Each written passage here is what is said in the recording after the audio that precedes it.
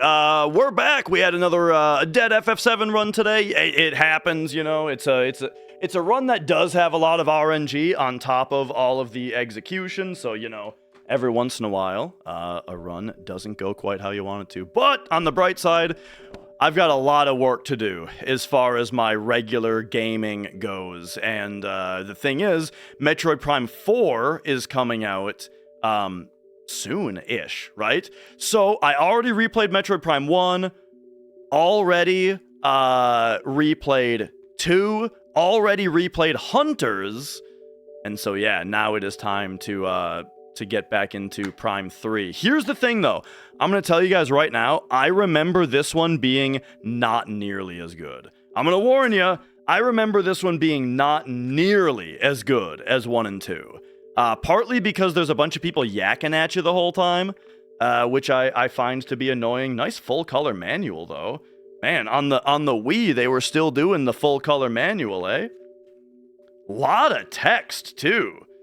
Oh yeah, this was back when Nintendo did not only full color manual, but we got English and Spanish and French. They all three of their manual, or all of their manuals were tripled.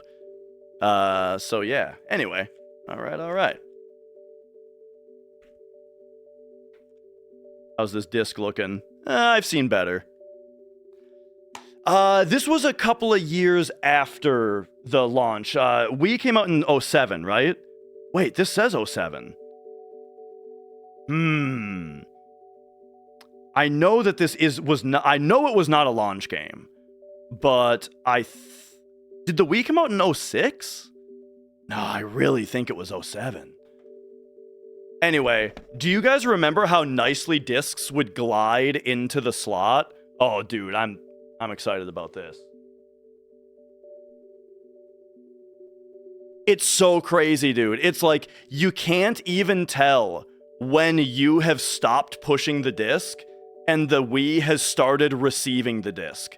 Do you guys know what I'm talking about? Like, you just, at some point, you let go of the disc, and it's just gliding away from you. Love the Wii disc slot feeling. I'm not a big fan of the Wii disc slot, or like of disc slots in general, but the Wii one, I'm a big fan of. Okay, we're having a problem where I have to point uncomfortably low in order to look at this, see this sensor bar. I might have to move my sensor bar. Let's find out. The problem is that the top of my TV isn't flat. So position, if I say it's above the TV, then I have to point even lower, right? Yeah. Okay. So I think I gotta move it to up there, because it's so annoying to point so low. So hang on, we're gonna have to move this a bit.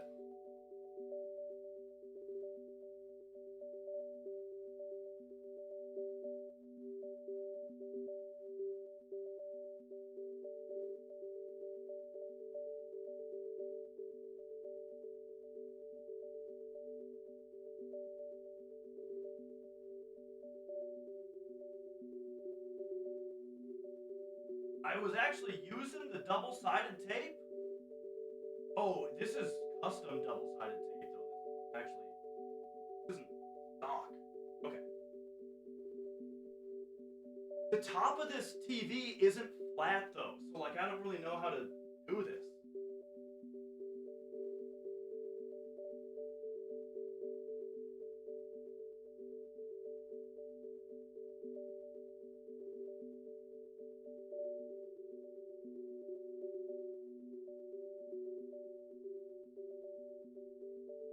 I think I have to use the double-sided tape. Alright, here we go.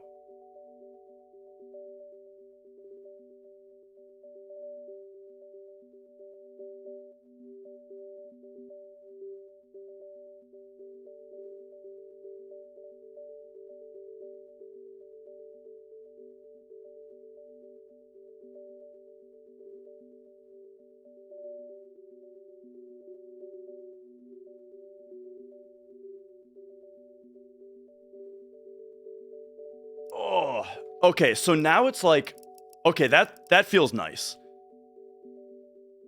I wasn't sure if it was gonna work because now the sensor bar is angled down, but it's angled down pointing to me. How tall am I? I'm only 5'9". I'm just a regular guy. I'm average.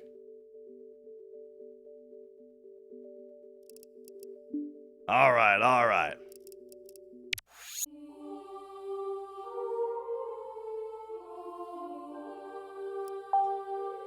Let's go. I'm gonna try my best to wait, what the hell is that? How is my YouTube account saying Wii menu music is so chill in the chat? Is that you somehow, Matt, over yonder? Did you somehow just send a message with my name? That was you? Okay. Because otherwise we'd be having a problem right now. No, you don't need to apologize.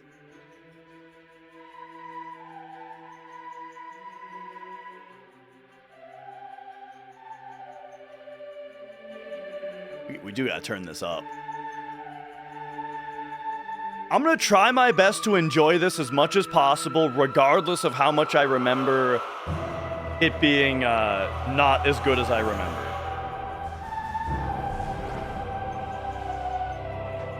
Because so far it's pretty epic.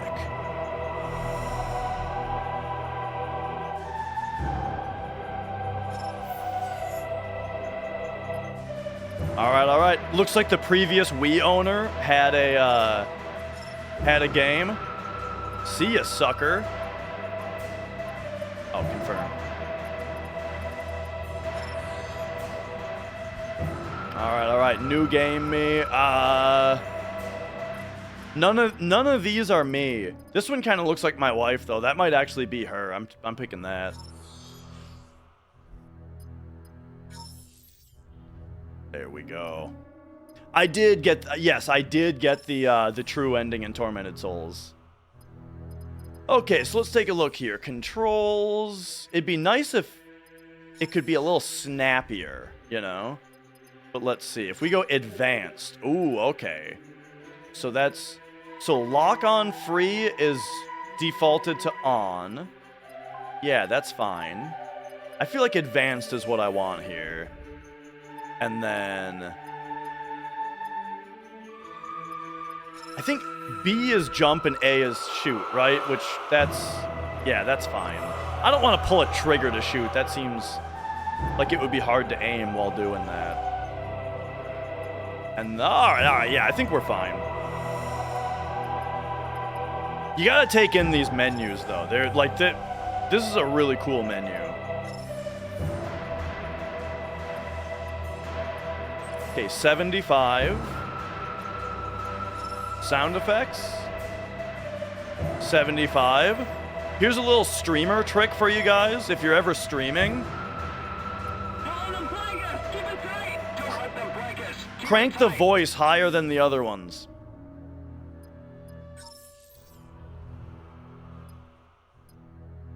All right. Because you want to be louder than the game in general, but then when you're listening to characters talk in the game, you don't want people to be struggling to be hearing them. Let's go. Oh, we can do veteran? All right.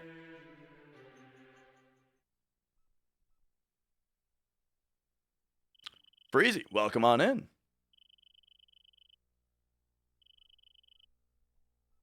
Planet Norian, Kalendor region.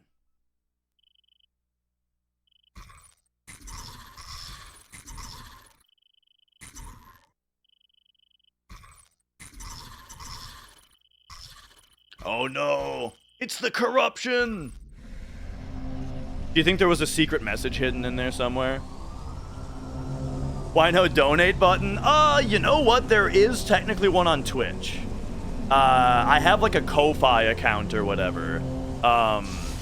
So like on my Twitch page there is one. Oh yeah, but like, okay, so as far as YouTube has super chats, right? Here's the thing, I don't usually stream on YouTube. I'm trying it out again. Crusher Mike, how's it going? I'm trying it out again. And so I gotta figure out the super chat thing. I'll figure it out. Maybe next time. I do have my own disc. Yeah, exclamation point Discord to get the link. That only works for Twitch chat though. All right, here we go.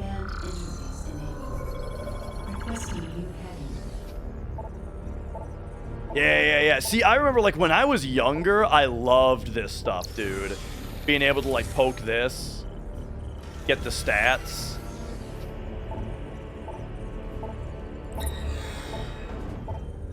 Put up the guns. One of these is like a blast shield, right?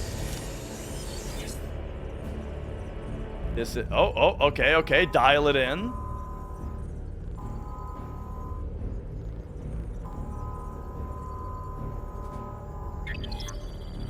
We're dialing it in. Oh yeah. This is like how corrupted are we? We got the Varia suit. And then boom, there's our blast shield. I think up there is for... All right. Let's just... Course limiting.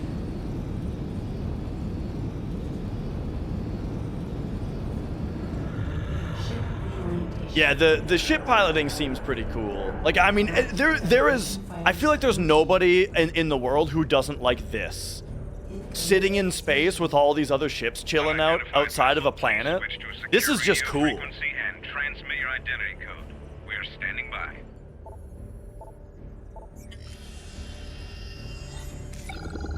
All right. Now we just play Simon Says, except for free. This,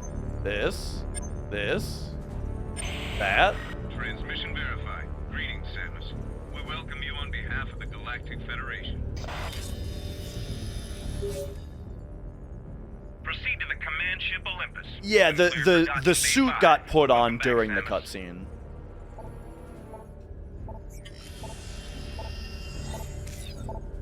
Oh, hang on. No, now we're looking for this. Oh yeah, it's just a captcha. It's just making it's like a breathalyzer ignition, right? It's just making sure you're not wasted before you try to dock.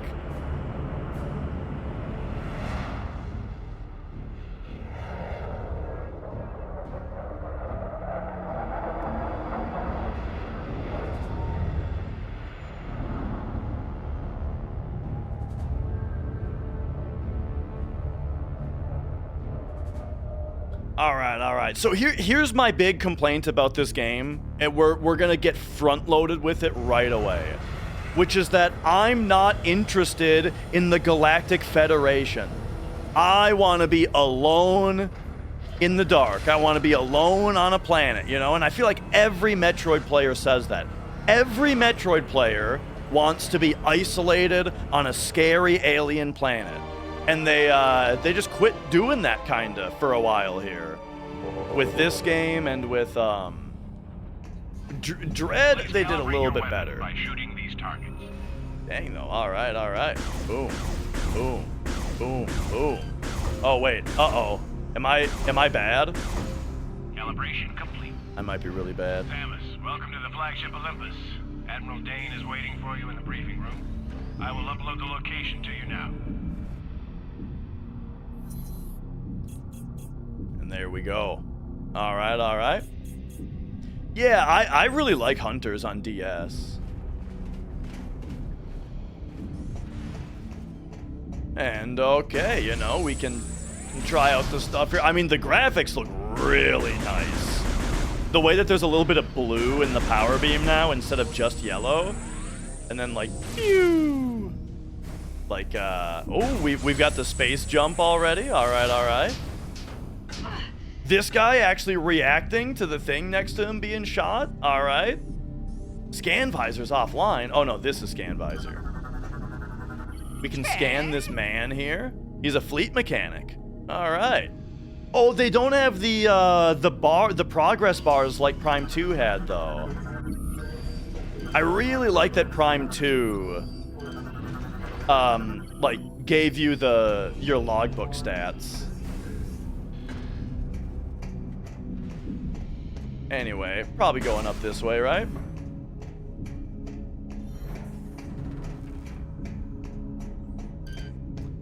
Well, what's all this about?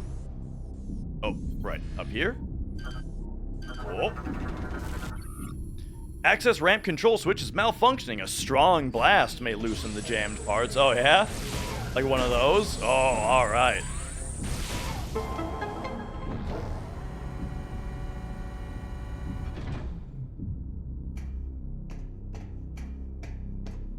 But yeah, for sure, I do definitely think you're on the money. That like with games like Halo and Mass Effect being very, very, very popular, and then this is Nintendo's sci-fi franchise, you know, it does seem like they kind of wanted to move that a little bit in that direction. Or wait, or is this before? No, you might be right that this is before Mass Effect. Maybe I should read this more. Probably need to missile this.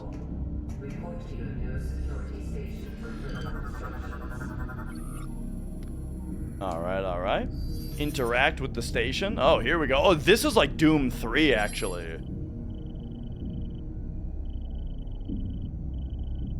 One, 3, 5, 7, 6. Whoop. Here we go. 1, 3, 5, 7, 6. I really liked all of the computer stuff in Doom 3. I thought Doom 3 was awesome. Let me tell you how awesome I thought it was.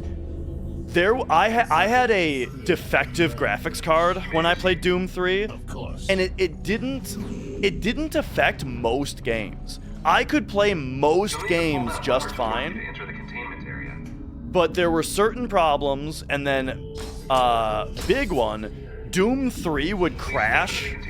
It would fully crash my computer to a black screen every like 20 minutes, and I still played through the entire game. DNA verified. Registration number 13576. Identified as bounty hunter Samus Aran. Preparing biohazard scan. Please approach the scan terminal. Okay, we didn't need to rotate the Wii remote on that one.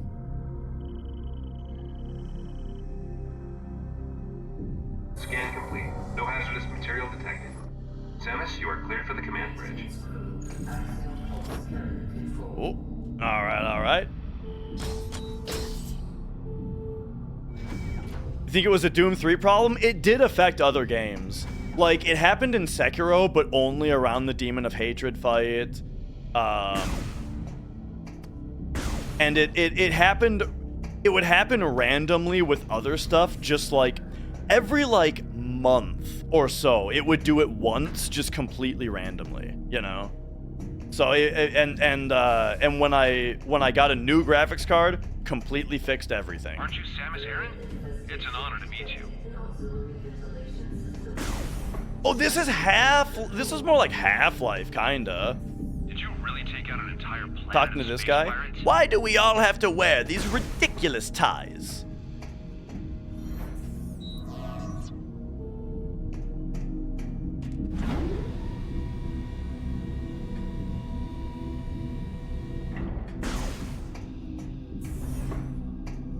All right.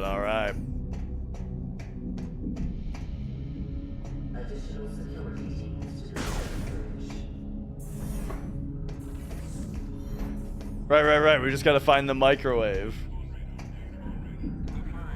Yeah. Samus Aran? It's an honor to meet you.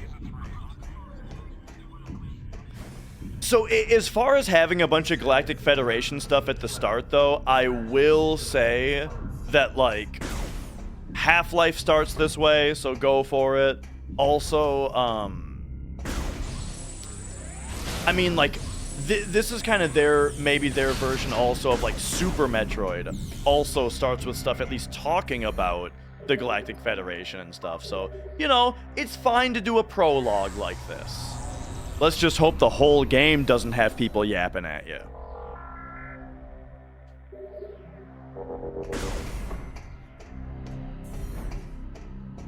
It was particularly annoying, I thought, in like what do you call it? Like in Dread. Remember? Yeah. Or see, I remember Aurora bothering me a lot, and then Dread kind of did the same-ish thing, where hang on. Admiral Dane is waiting inside. Where it would be like you would get a new power, and then it would be like, clearly you can use this power to, let's say, get through hot rooms or whatever, because that's a Metroid thing. Then after you've already demonstrated that you know that you have this ability now, you'll get to a computer room, and then fucking Adambot would be like, Samus, you have acquired the special suit. Now you can get through hot areas. And it's like, yeah, I know! I had to do that to get here! Enough. Looks like everyone's here now. Before I begin the briefing, let me introduce... Sorry for crashing out a little bit there, but you know. The flagship's Aurora unit. Ah, an organic supercomputer. Fascinating. It's my understanding that the Galactic Federation's core network is comprised of such units. That is correct, Core. And we serve as the network's master control. However, currently the network is down. That's... I did like the part, though, where they went just full camp with it, though. With the, Samus, you are a Metroid. Like that, oh man. An unknown virus. That part was great. We were forced to bring You are a Metroid. Fortunately, our scientists were quickly able to devise a vaccine. Unit 242 was the first AU to receive the vaccine. We were able to completely purge the virus. It was also, I also did like in Dread. Sorry for just yakking over a cutscene, but nobody cares. I also enjoyed in Dread the fact that like the Atom computer was very inhuman. Like the way that it talked, it didn't make it wasn't like a What is the logic in disrupting... you know, it wasn't like a person annoying you. It was like very weird and kind of creepy the way that it talked. Then it's a shame you weren't. The pirates boarded the Valhalla and gained access to the ship's Aurora unit, 313. This is how they were able to hack into the network and plant the virus. Thanks to our security protocols, we were able to shut down the network before the damage from the virus became irreversible. But we're still vulnerable. If the pirates decide to launch a major offensive, we'd be hard-pressed to defend ourselves. We must rid the other AUs of that virus and bring the network back online. That's where you come in. We need you to deliver the vaccine. Game does look to the really AUs good. in this system. We'd also like you to investigate Yo, pirates' Taco. activity in the area. You need to know what they're up to. Condition red. All personnel to combat-ready stations. Repeat. Condition red. Sir, a space pirate attack fleet has just warped out of some sort of wormhole. They're also heading for Sector 0, the planet's home base. Damn! They're targeting the planetary defense system. Get down to the planet and aid the ground troops. Stop those pirates from disabling the defense system. Go!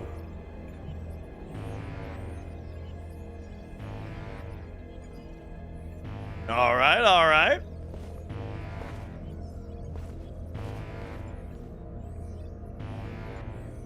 What's that guy's name? Colonel Campbell or something?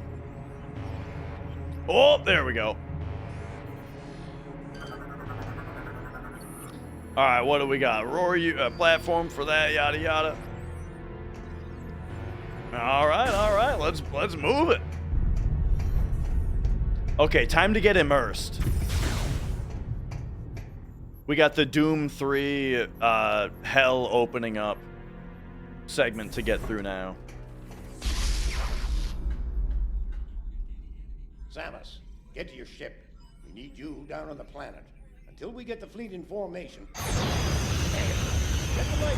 Oh, yeah! Nice. You know, I've been seeing, have you guys been seeing, it's in the Halo discourse with the Halo remake that people are saying that, like, at first it was about, like, oh, we don't like that you can sprint now because it makes you run past all the cool stuff that you know, you're supposed to look at, right?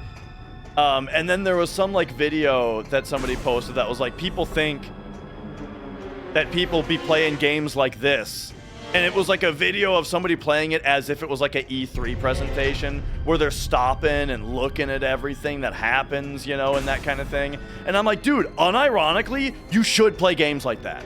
You should, like, they animated the ship blowing up. I want to watch it.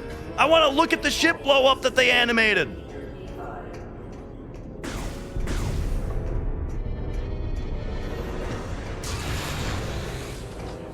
Oh, that is a bad guy. All right, hang on. Give me a scan. It's pirate militia.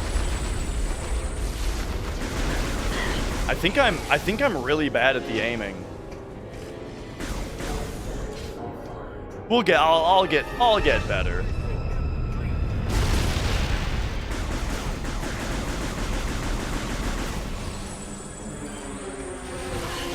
Oh. I feel like when I release A, I move my aim a little bit.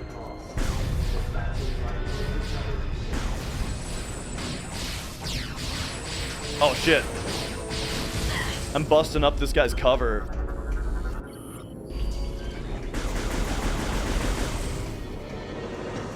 Here we go. All right, all right.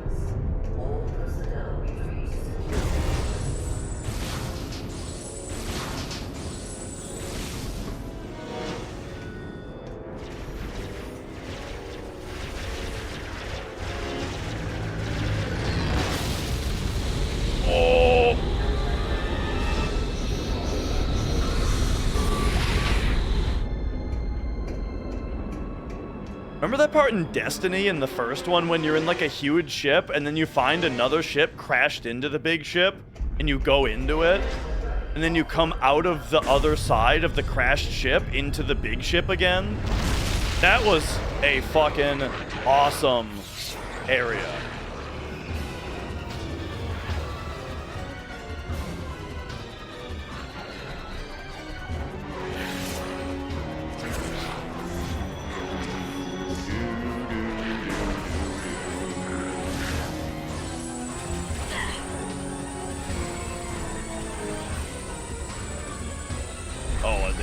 Jumping down here.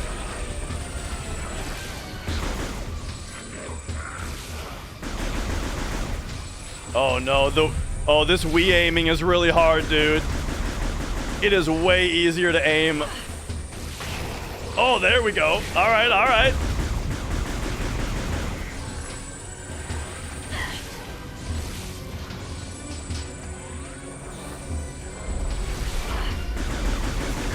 Remember when they were trying to tell us that this was going to be better than mouse and keyboard?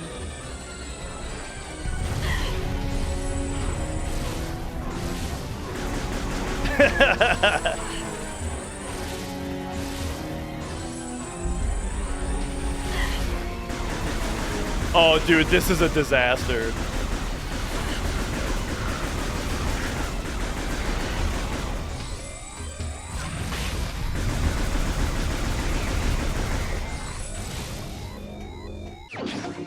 All right. I got it.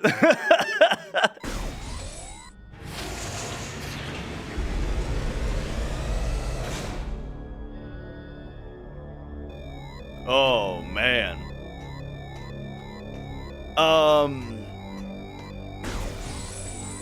Well, we can get some health back here. Quite a bit of health back. How about that? If only they used 3 sensors. Was that how the Power Glove did it?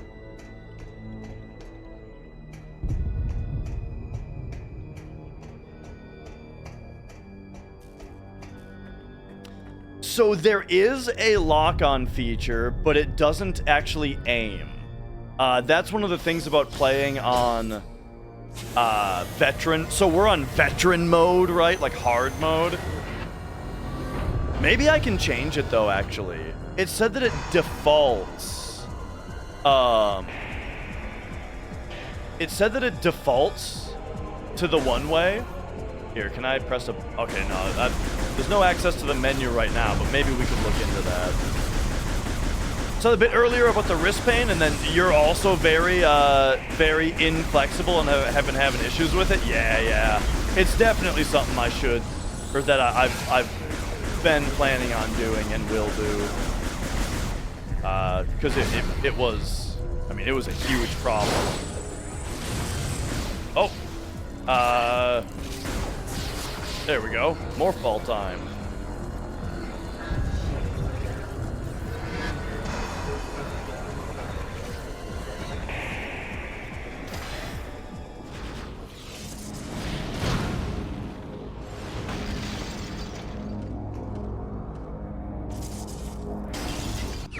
All right. Energy tank 1.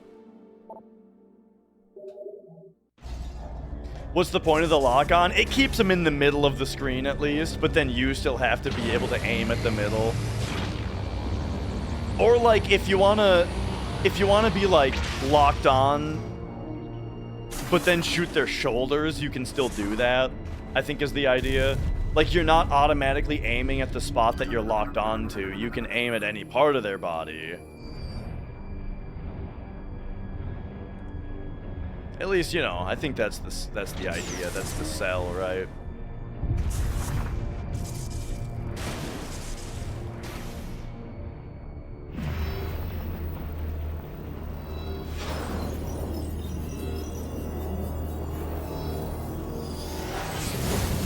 Oh, yeah, just shoot us into space. Why not?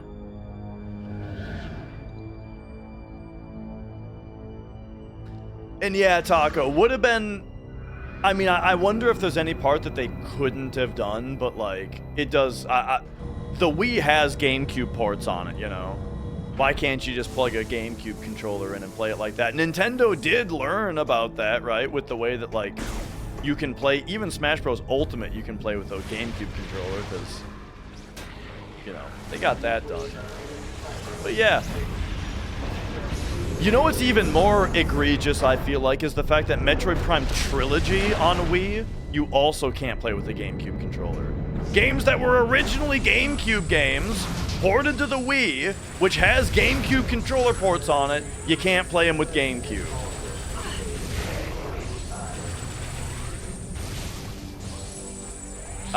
The trailer? Which trailer are we talking about? For Prime 4? I'm not really watching any trailers anymore, because I'm gonna get, like, I plan on getting the game. So I don't really need to see the trailers. However, I have seen a couple YouTube trailers, or YouTube thumbnails, that make me worried that the game is gonna have annoying yappers in it, but we'll see. Alright. Hopefully I'm getting the hang of these controls at least a little bit here.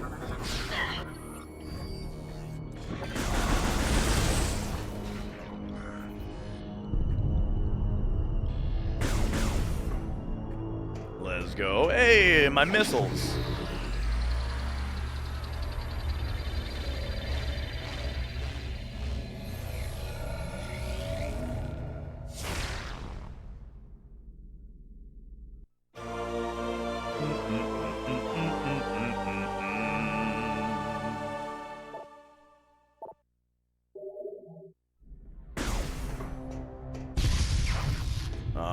All right.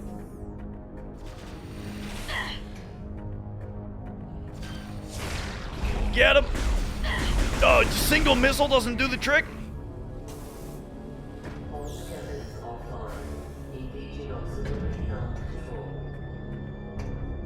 Okay.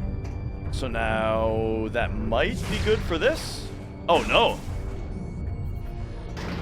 Okay, hang on. Let's actually read what's going on here. I'm going to try to be a little bit more patient. Cargo bay doors are shut, but unlocked. They're linked to a nearby control terminal. Oh, I probably need the missiles to blow this up. Yeah.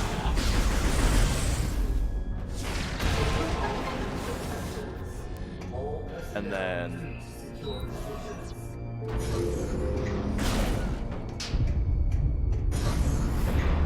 Why does Samus keep taking all her power-ups off after every mission? I don't know, man. Why do you take your clothes off before you go to bed? You're just gonna have to put them on again when you wake up.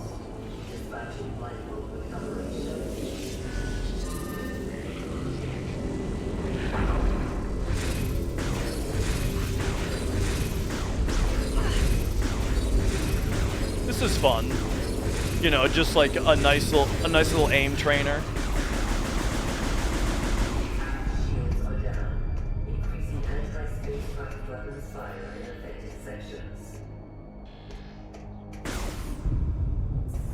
I gotta keep my health topped up, actually, because I don't know when I'm gonna get attacked by something and then be really bad at the aiming. Sleeping with socks, yeah, dude. There was a period in time in my life where, like, every single night I would think to myself, my feet are kind of cold. I'm gonna keep my socks on while I sleep tonight. And every night, after 30 minutes of laying there, I'm just like, get these fucking things off my feet. I cannot sleep.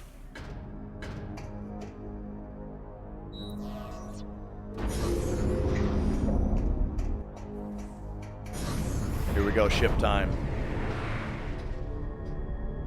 But it's like I got fooled every night.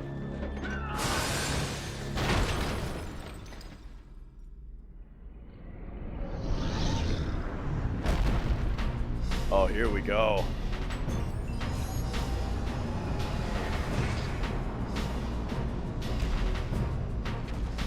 Oh yeah, sometimes she loses her abilities at the end of one game rather than the beginning of the next. Like, didn't that happen at the end of Prime 2, actually? Alright, here we go. Berserker Lord. Phasite plating on its head can only be destroyed by projectiles it fires. But we can shoot these little bits on him. Oh, okay.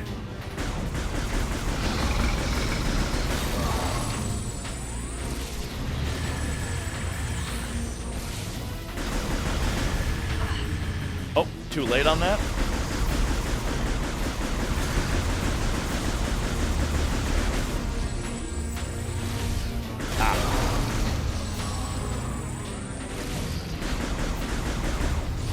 Alright, so now we're gonna play Link to the Past. Yeah, alright.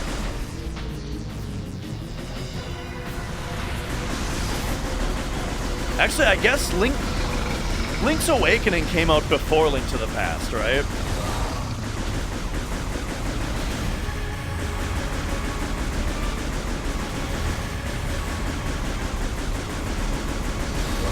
I'm pretty sure that had a part where you shoot the stuff back at him. Oh, fuck! Okay, right, it's only the purple shot.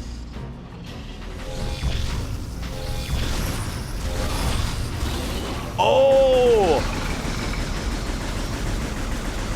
Alright. Hang on, now we're in there.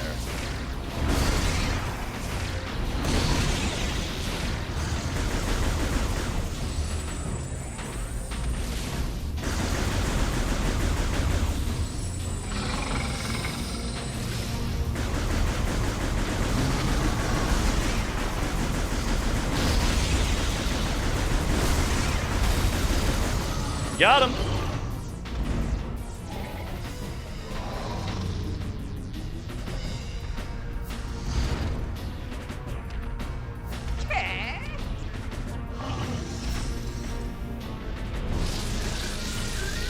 Yeah. That was a pretty fun boss, you know, as far as the Wii remote and nunchuck mechanics go.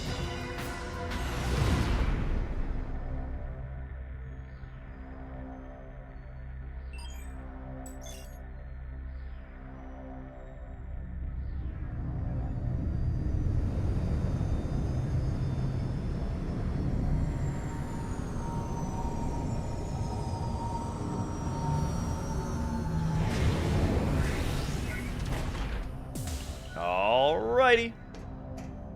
Bloop. Save and enter ship. How's it going, Lilac? Why?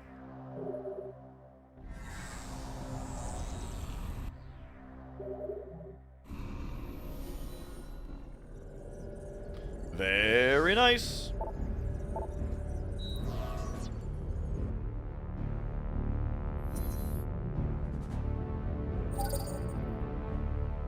Alright, so this is this place. Yeah, I mean, I don't think we're trying to just go right back to where we were. I think we're trying to go to space. So is that up here? Oh, no, that's this. Give me my thrusters. Boom. Only thing you knew about Metroid is just that you, Samus is a girl? Oh wait, hang on, that didn't work. You should definitely play Super Metroid.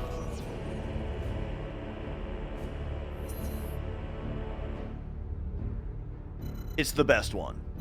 Okay, I guess I'll just click on this and see what it does. Oh. Okay, no, I'm gonna stop pretending I understand where we're going right now. GDQ is doing Metroid Prime right now. Oh, that's crazy.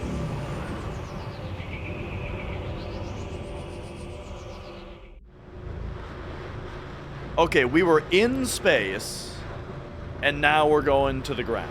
I see. We're going down to planet Norian.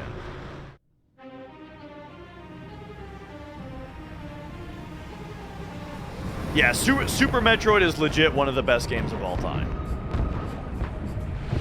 And that's the thing, like, I really like the Metroid series in general, you know? I really like Prime 1 and 2. I like Dread a lot. Fusion and Zero Mission are both really cool. It's just a great series, you know? I really like the original on NES. Our situation doesn't look good. The pirate attack has knocked out our generators and disabled the planetary defense system. This cannon was our only weapon capable of taking out orbiting ships. We need you and the other hunters to get the generators back online and restore power to the cannon so we can repulse this assault. I'm uploading the generator coordinates to you now. Good hunting. It's just the funny thing about Metroid in general is that, like, see, I even really like Other M. I think Other M is awesome. Yes, that there's some things about Other M that are very annoying, and borderline ruin the game. But overall, I do think it's a really cool game. It's just, you know, it's just a funny series because it's like, well, none of them are as good. Astronomus, hello. None of them are as good as Super Metroid, though, you know? So it's just like, it's funny because the series just cannot replicate what they did in the 90s. All the games are good, but it's always like, oh, it's not as good as Super Metroid.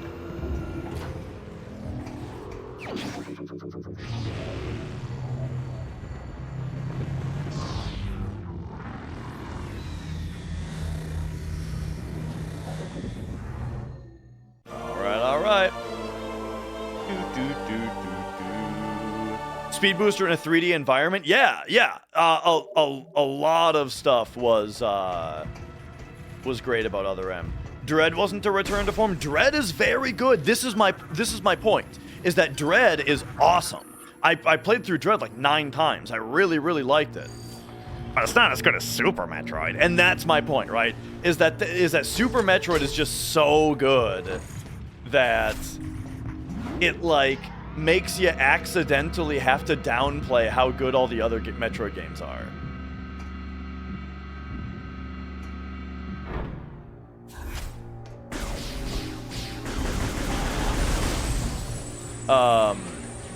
And yo! How's it going, Kev?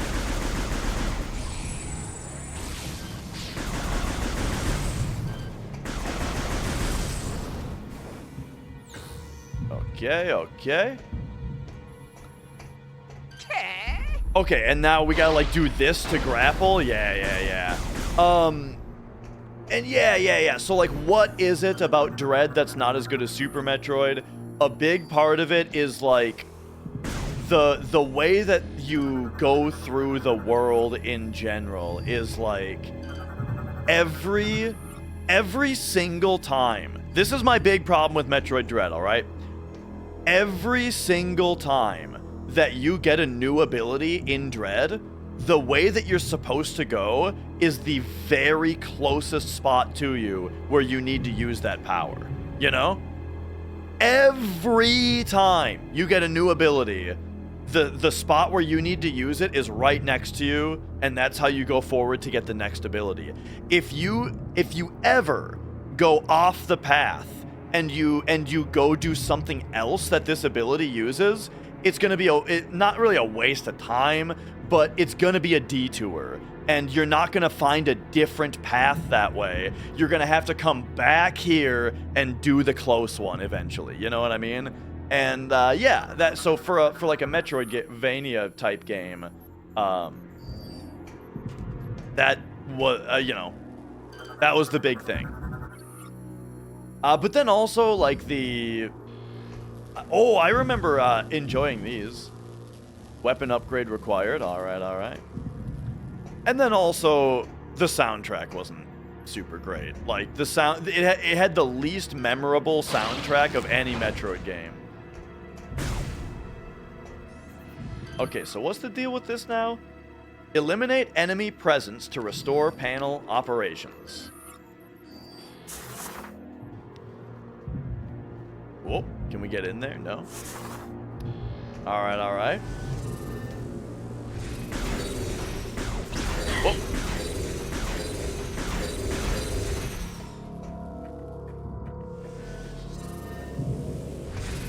Oh.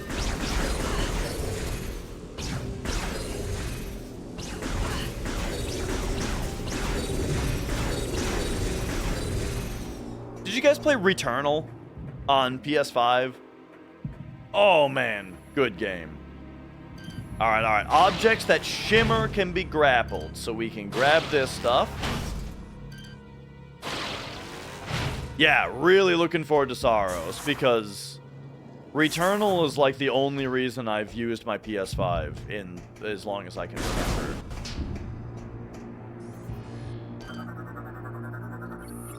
Control for tower doors are locked shut until generators are brought back online. Alright, pop me out here. See what we're looking at. Hey, how about that? Ah, yeah, like Expedition 33 I played on PC.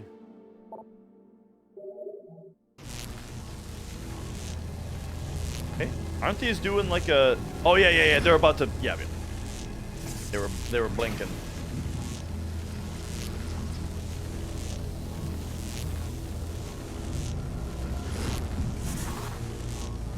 How's that video for Expedition 33 coming along? Good question. It is 0% done. I haven't started it. You know, I have a very bad habit of just never making YouTube videos. Because I just, like, I just think that I get into this problem of, like, who cares what I think? There's a million videos about Expedition 33 already, so, like, why do I need to make one? Which is kind of what stopped me, because, lately, you know what I've been doing a lot more of in my free time lately, right? When I'm not streaming. Oh yeah, because that's the other reason that I never really make videos, is that I just spend all my free time streaming instead. And then what I've been doing in my non-streaming time lately is I've been playing a lot more music. I've been practicing my guitar a lot more. And that kind of thing. All right. And yeah, that FF7 video really popped off. So now I do have like a newfound motivation to make more FF7 stuff. Matt over yonder, did you just change your color? Don't think you can slip that past me. You're mad over yellow now. Currently inactive. Start the generator. A strong blast. Like this? Yeah. See, I scanned it expecting it would say that and then just didn't read it because I'm yapping a lot.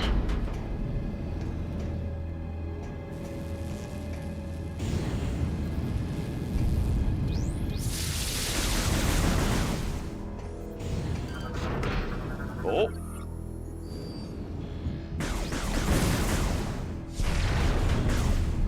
Blow that up. All right, all right.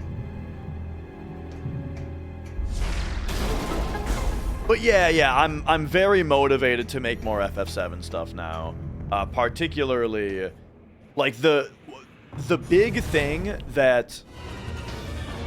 So here's what I'll tell you is I already made an entire tutorial on YouTube that exhaustively covers every mechanic of FF7, you know? But it's called a tutorial, which, you know, implies that it is specifically for people who want to speedrun the game.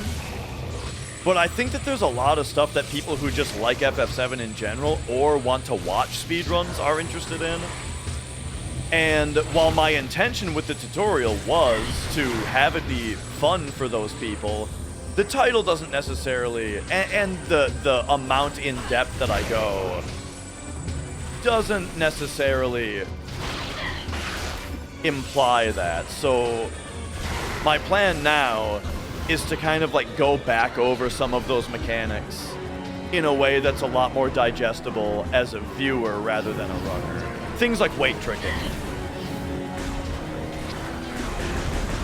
So we gotta like shoot these things, right? Surely?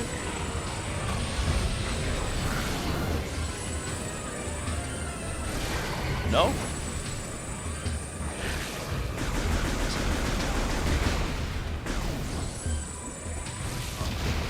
Oh, there we go.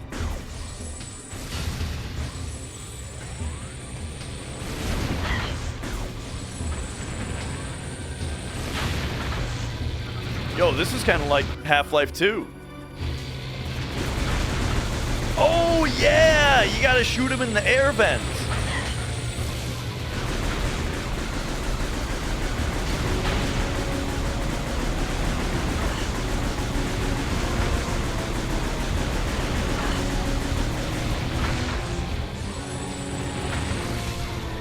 Oh, no.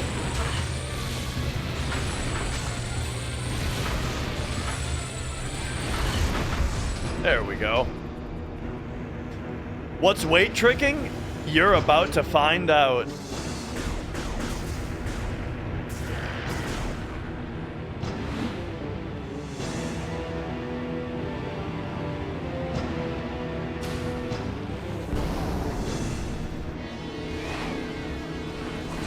Oh yeah, it's this guy.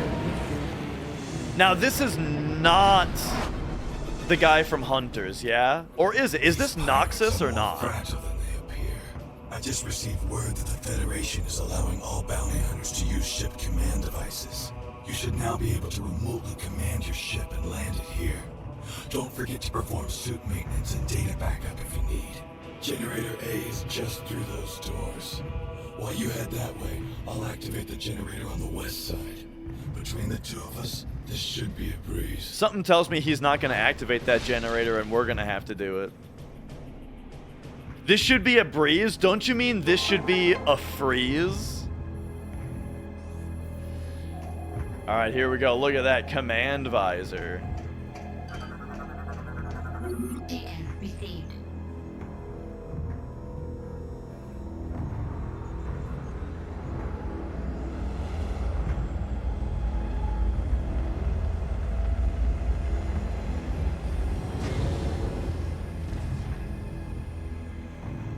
Man, game sure does look good. I really like this particular era of graphics. I kind of like a lot of different eras of graphics, though. Like, I talk a lot about how much I like PS1 3D, but like I really like this kind also. Wait, I think I should have just saved and not necessarily flown.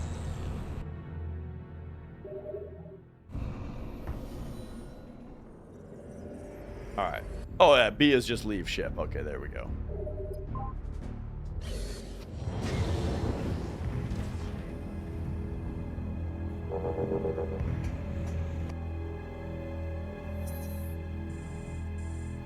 All right.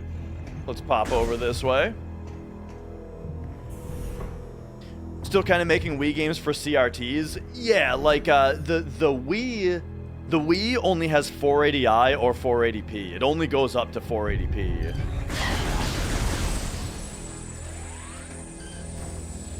Which was a big deal when the 360 and PS3 were doing 1080p.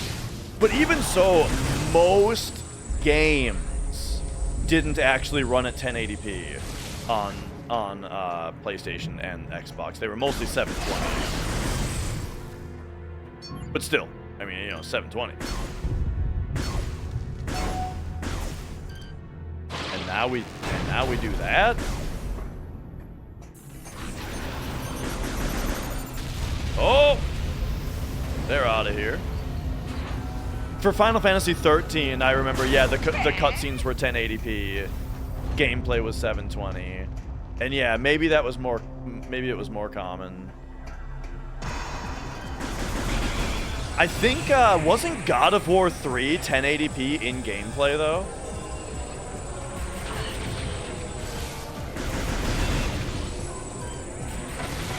I'll have to check if that's right. But yeah, that was an example. This is like the bees in Metroid Prime 1.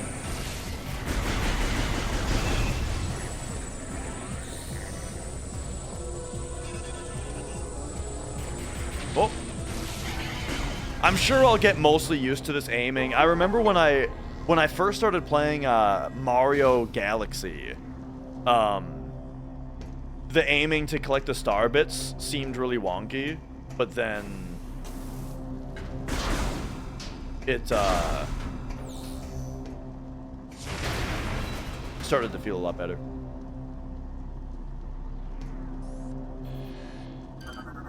Check out Pokemon ZA. Oh yeah, I've heard about that.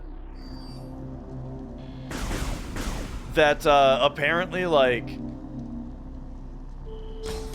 apparently the entire world is one big chunk, and all the buildings are totally flat, just with like textures on them. Which, I mean, like, if the game runs well, look, I don't really care what they need to do to make a game run well if it runs well. But I mean, it does kind of seem like maybe we don't need our buildings to be completely flat. Like when like New Donk City and Mario, like you're telling me it doesn't look as good as New Donk City and Mario Odyssey from fucking 10 years ago? It's like 8 years ago, but you know what I'm saying. When did Odyssey come out? 2017, right?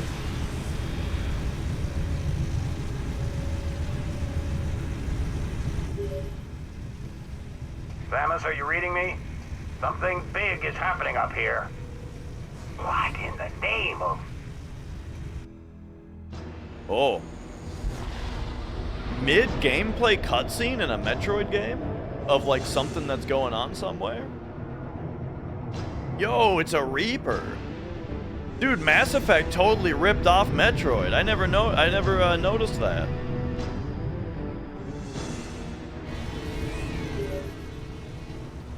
Samus, it's heading right at you. That's why the pirates disabled the defense system. They intend to smash this thing into Noria. Get that cannon back online, or everyone down there is as good as dead. Alright, alright. I got you, don't worry.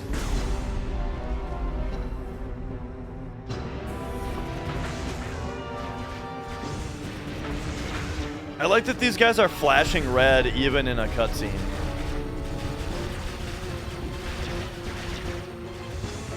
Speaking of, oh, dude, he's going hyper. Do you have to find hidden paths and rooms for like upgrades and stuff? Generally, yes. In Metroid games, yeah, that's a big part of it. Okay, so we probably want to go to the other way, to like the other generator, right? But yeah, it's funny how Metroid is a historically really poor selling franchise. And so I wonder, okay, I gotta stop clicking on that. I wonder how expensive Metroid Prime 4 has been to develop since it started its development. Oh, we can't go over there yet. Gotcha. Since it started its development as like they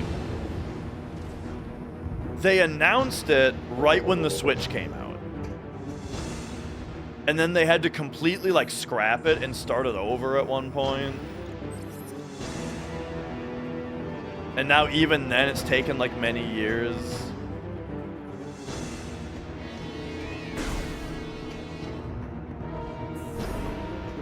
So I feel like I wouldn't be surprised if it is like the most expensive Nintendo game, you know? Oh.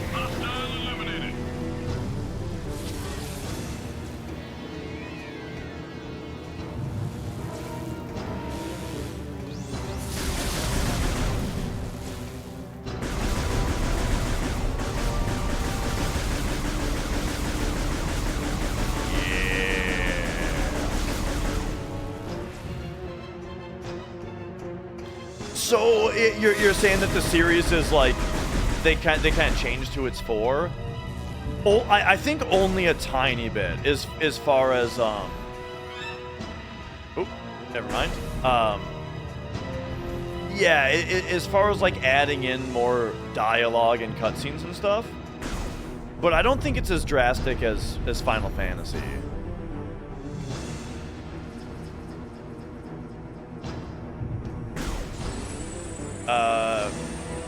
What am I doing? We probably scan around here for a second. Oh, yeah, it's this room.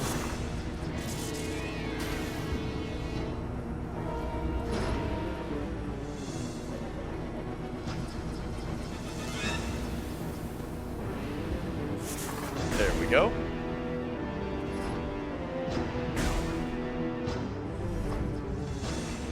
Okay, so one generator is online, we see here.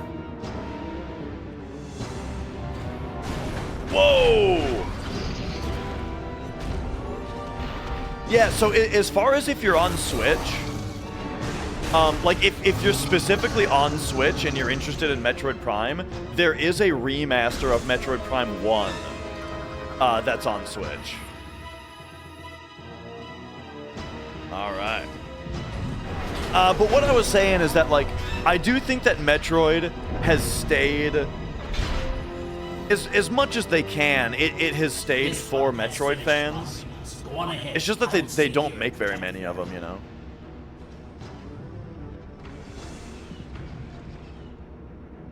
Proceed quickly to Generator C. And reactivate the defense system before we're all vaporized.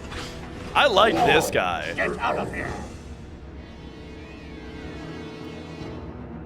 As far as all these other folks go. Okay, so Generator C is this way, yeah? Yeah.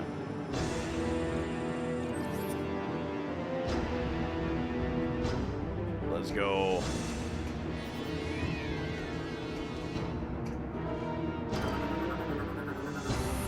Okay, Blast Shield is invulnerable, destroy its power links.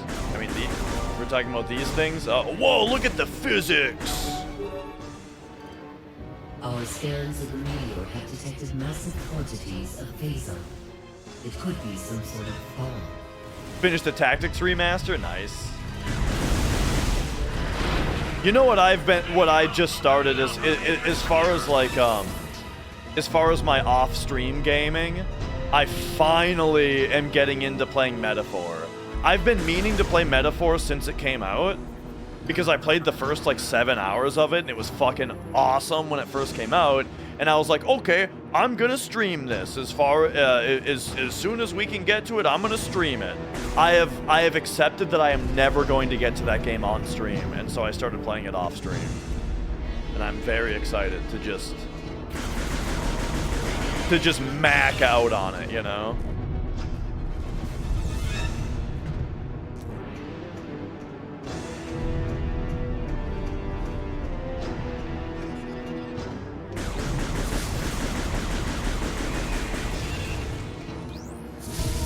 Whoop.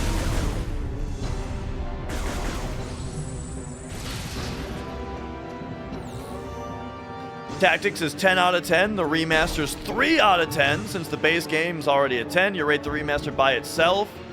Voice acting was nice, but otherwise a huge missed opportunity. What was a missed opportunity about it?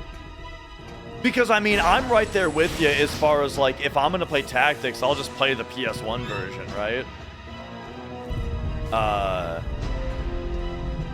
But I'm curious what you have to say as to exactly why. I mean, I do think it seems pretty cool to be able to play... You can play, like, the original graphics, but have the new stuff, right? Like the... You know, there's probably, like, that Dark Knight class that they added to... Whoops.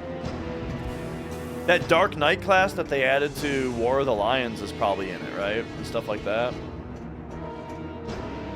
Modernize the camera controls. They removed the War of the Lion stuff, huh? Okay, never mind. I assumed I assumed the opposite would be true.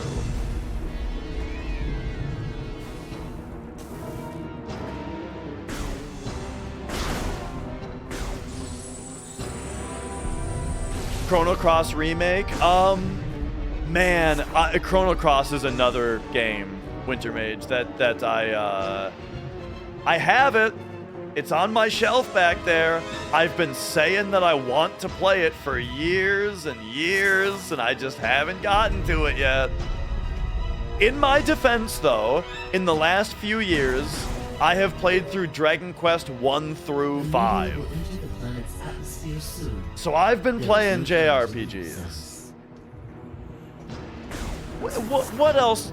What other RPGs have I played on stream besides Dragon Quest? I feel like I played something else also. Well, Expedition 33.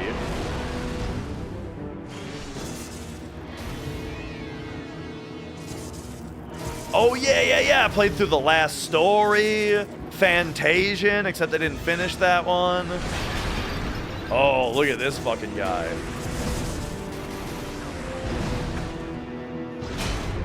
Oh, it's Ridley, dude.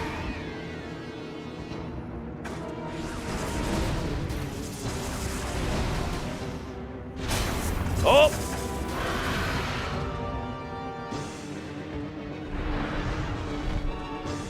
So, you know, I haven't played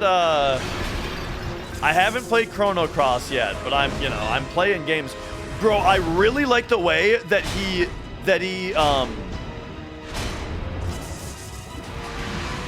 he's squishing, he's scrunching the pathway behind me. So we know that we're not going to be able to go back. That's pretty cool. I have played Chrono Trigger, yeah. Chrono Trigger is great.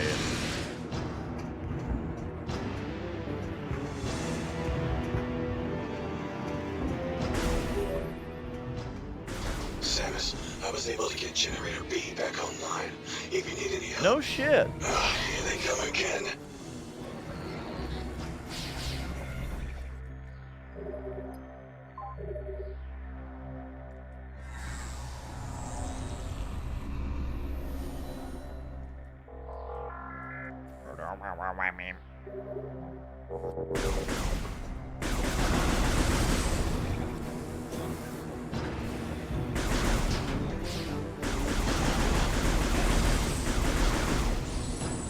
Alright. Xenogears is another one that's on my shelf and I just haven't played yet. Oh, right. Xenogears looks awesome. Like, I would really like to play that one too. There's just so many games, man. And you know that what am I actually gonna play next? Dragon Quest VII.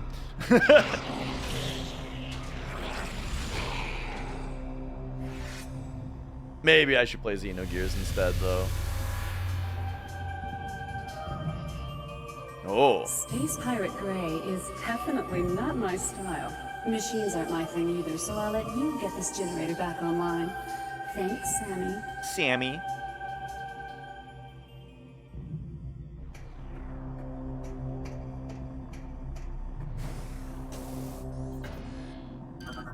Alright, here we go. She's the one who's too cool for school. Engage the override to bring the generator out of safety mode. Oh, yeah, it's one of these.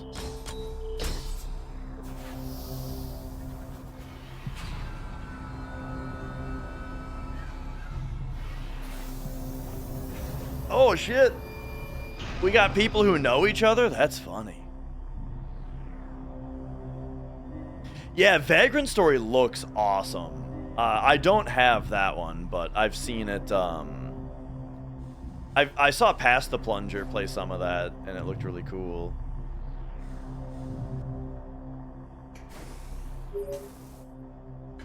Samus, our efforts to slow the meteor have failed. You must hurry. Alright, is this gonna blast me big time? Yeah. Yes.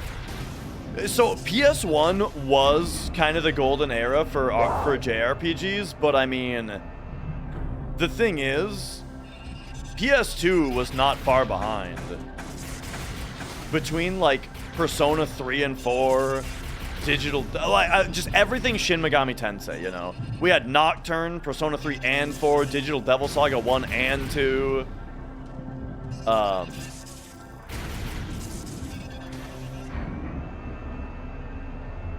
Dragon Quest 8.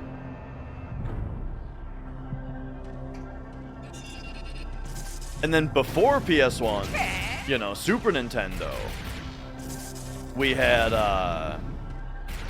you know, Chrono Trigger, Final Fantasy 4, 5, and 6, Dragon Quest 5 and 6. I haven't played Terranigma, but I hear that one referenced all the time as being also one of the best. Okay, I think I screwed something up.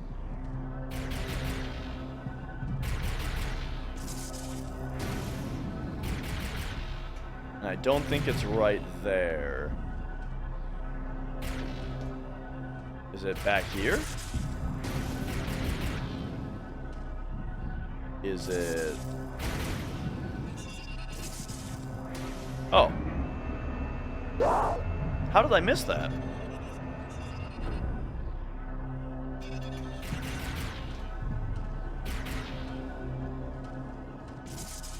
Okay.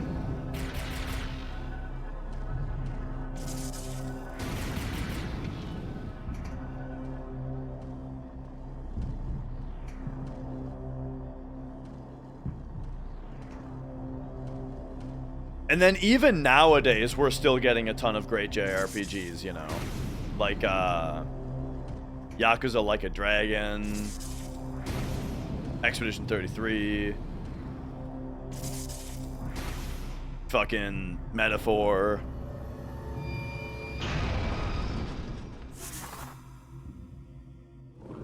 Chained Echoes.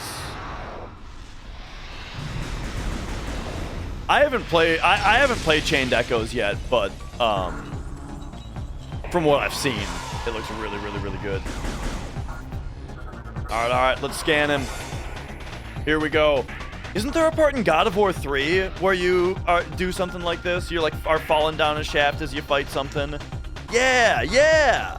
It's during like the Hades fight or something.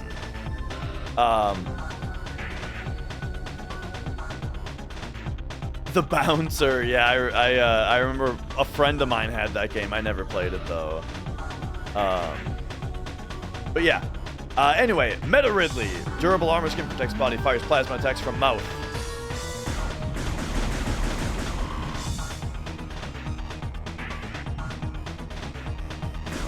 right, here we go.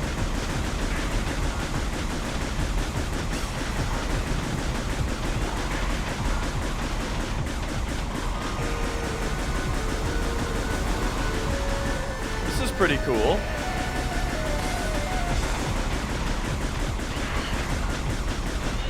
Yeah, I agree. Turn-based was never not fun in the same way that, like, survival horror was never not fun, you know?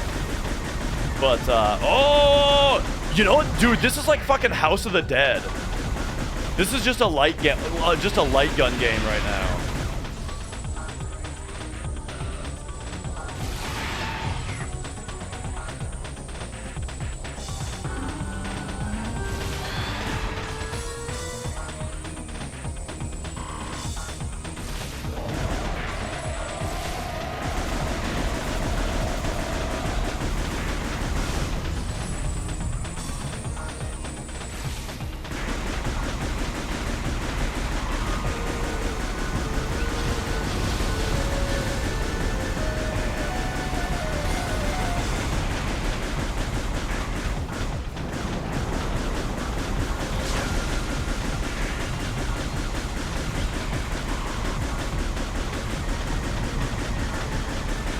Oh, I'm bad. I'm bad at the game.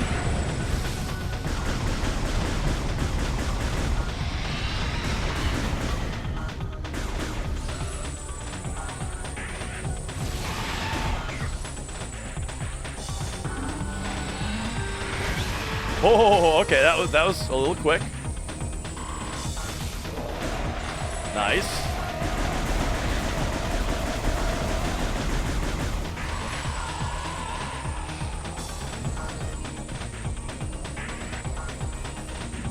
It's actually a little bit easier to aim steady if I have my index finger like resting on top of the Wii remote. Oh, dude, that's the strat.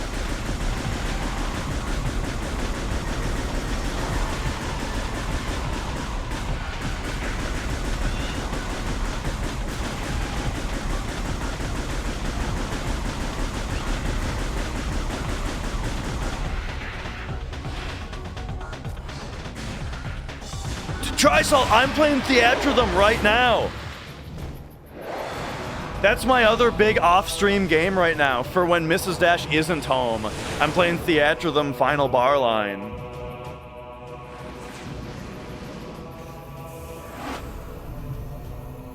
That was a little too hot for my liking.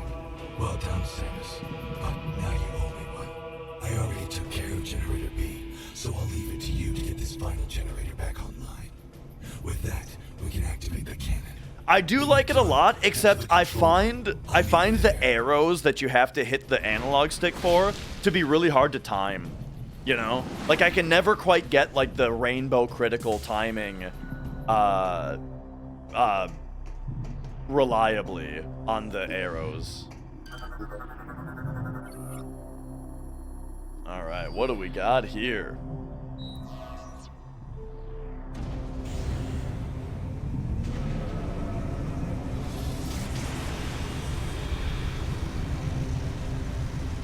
And yeah, Meister Mechanic, great to see ya. Uh-oh. Attention all personnel. Meteor impact will occur in 4 minutes. Samus, all efforts to stop the meteor have failed. Now that the defense system is back online, it remains our last chance to stop the meteor. I think that this game gets classic-ish, but they are always telling you where to go. Samus, all efforts to stop the meteor have failed.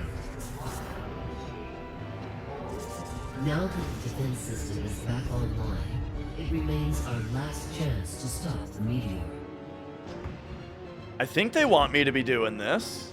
You must get to the control tower and fire the defense cannon.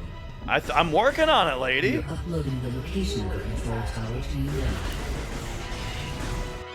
now. All right, here we go. See, this is the thing. They are always telling you where to go.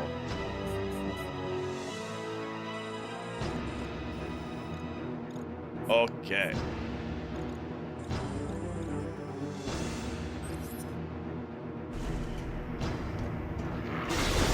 Oh, cool. That glass was not breakable before, but now it's broken.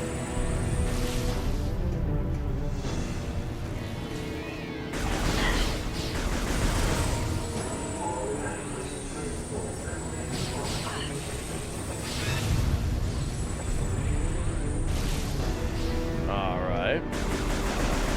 We're going up that way. Gotcha.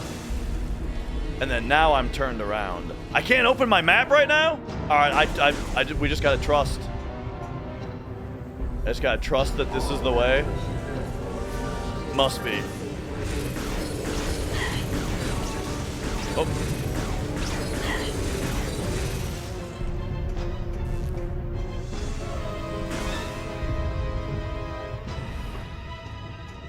I guess we're not on a timer right now, though. So it's not that urgent. Oh. Speaking of it not being urgent. Okay, so what's stopping me from going this way? Oh, yeah, we need a weapon upgrade to open that door.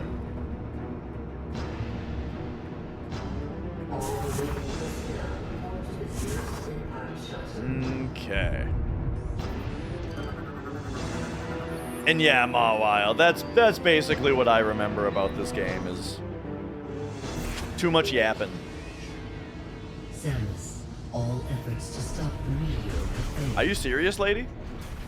I'm not even gonna confirm that. You're late. We were about to leave you behind. The meteor is approaching faster than you think. If we don't make it to the top in time, we can kiss this planet goodbye. Hey, relax. We're the good guys. Justice will prevail and all that stuff. Right, Samus? Here, let's do this.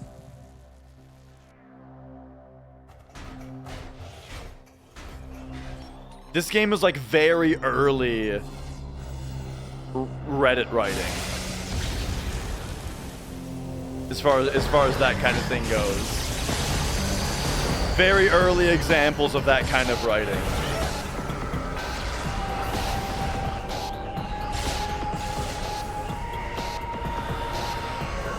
You know, hey, we're self-aware, and it'd be lame to take anything seriously.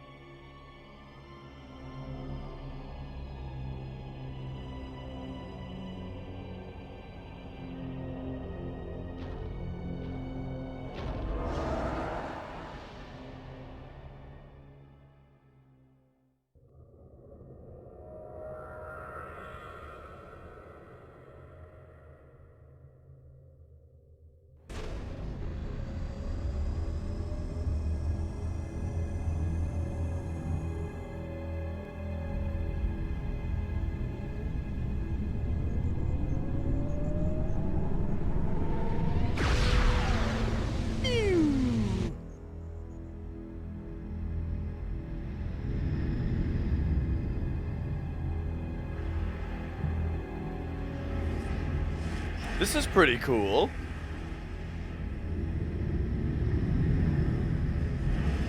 They just zapped right through the planet though. I mean, just a huge line across the planet. Several cities razed in an instant. Just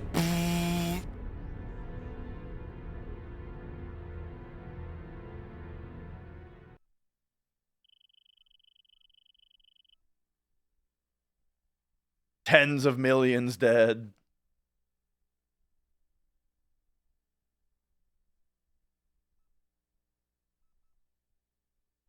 She's coming too. Can you hear me, Samus? V has come too. Vital signs are stable. Welcome back, Samus. You've been asleep for quite some time. A month, to be exact. We feared we'd lost you. Thanks to your great work, Norion is now safe. At the end of the battle, we found you and the other hunters all unconscious. Our medical examinations then yielded surprising results. Your bodies are now somehow self-generating phazon. Oh yeah, I really like this. What's If even you stranger is that point there are all the no way negative effects on to the your health. edge, This led us to investigate if we could make effective use it of like this goes phazon. in, but then you kind of see like the circuitry kind of stuff in there. That's neat. That's neat. During the invasion on Norian, you must have noticed some powerful troopers in new suits. They were wearing what we call phazon enhancement devices, or PEDs. We integrated this same phazon enhancement device into your armor while repairing your damaged bodysuit. Troopers wearing this device have phazon pumped to their weapons from an external backpack. This gives them an extra boost in firepower. But in your case, think about it. With this phazon coursing through your What do you body, guys think of her you spacesuit? can fuel the PED using your own internal energy.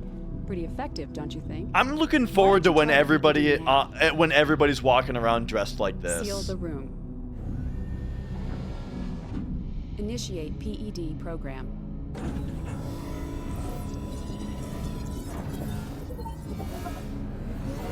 Recharging energy reserves.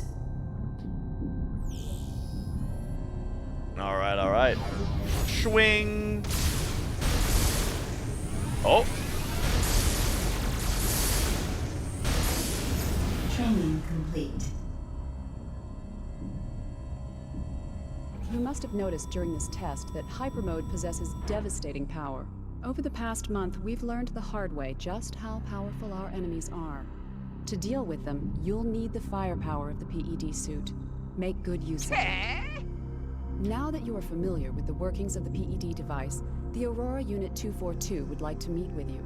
There are many pressing matters to discuss. The AU chamber is located just off the command bridge. I do really like the hyper and one more mode thing. mechanic. After 25 seconds, the safety feature automatically ends hyper mode. You'll have to keep paying attention.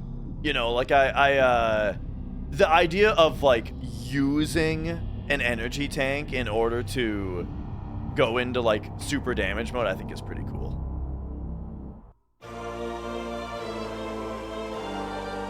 But yeah, the Federation helmet design on the chest is a little silly looking. All right. Let's go.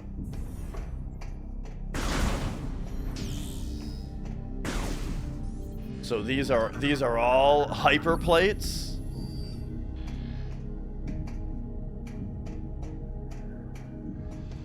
All right, hey, if that's what they want. Pew! There we go. Boom, boom. Get him.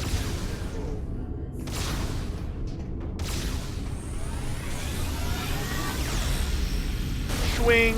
Oh, okay. And then, okay, we can manually cancel it also.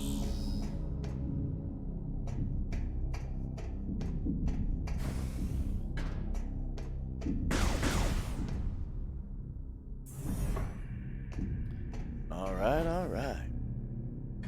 But yeah, the color scheme of her suit at first, it kind of looks like the Dread color scheme, but I really like how her suit looks in Dread.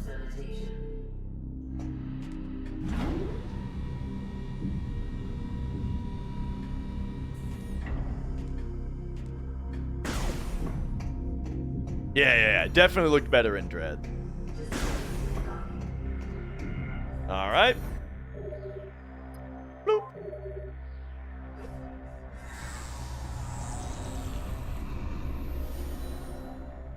Man, it's been so long since I've seen it in this game, though, that, man, like, I don't remember it looking so similar, though. That's interesting. All right, so we got to go talk to Aurora. Fucking... Oh, brother. Well, this guy will probably tell me where to go. Samus, you made it. Glad to hear you're feeling better.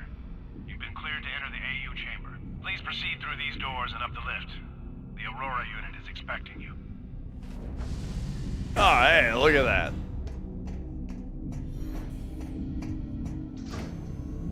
Oh, it's one of these. The diagonal elevator. There's something very sci-fi about the diagonal elevator, you know?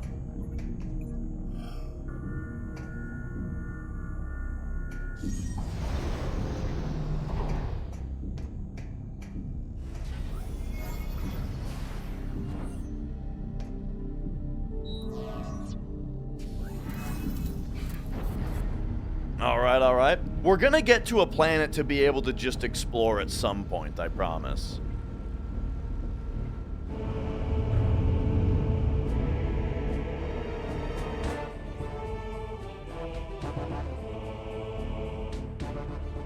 Welcome, Samus Aran. Let us begin. Time is most critical. During the attempted pirate invasion of Norian, it was confirmed that 2 nearby planets were similarly attacked. These planets were named Brio and Elysia. These Leviathans have impacted and embedded themselves deep into each planet, spreading a virulent phazon carried inside their bodies. The Leviathans must be destroyed. 2 weeks ago, we dispatched Runtus to Brio, Gore to Elysia, while Gandreda was sent to locate the space pirate stronghold. Like you, they were outfitted with PED devices in order to confront this new threat. We lost contact with all of them 7 days ago, and fear the worst. In their absence, we need you to travel to these planets and finish their missions. The closest planet is Brio. This will be your first objective. Please be on the lookout for any clues that might help us understand what happened to Runtus and the other hunters. Good luck.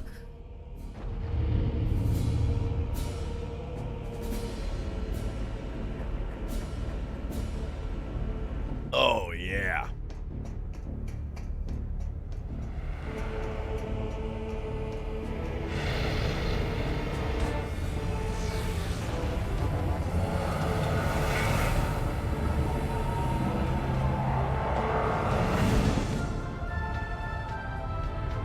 Now, forgive me, I already brought up this topic in somebody else's stream, like in the chat. I think it was in Matt's stream. But, or no, it was in Chris Abyss's stream. Anyway, I've already brought this topic up elsewhere, but I gotta bring it up here. Where you guys are from... Samus, the fleet is now moving to the rendezvous location. Your license plates have letters on them, right? How many letters in a row? In Minnesota, license plates have 3 letters and then 3 numbers. And supply you with information when necessary. Good luck on Brio. And so, I was talking to my dad. My dad and I were driving to Micro Center. It's because I had to fix their computer. Their computer was not working. It ended up needing a new motherboard. So we're driving to Micro Center, and I ask him, like, okay, so we got 3 letters and 3 numbers.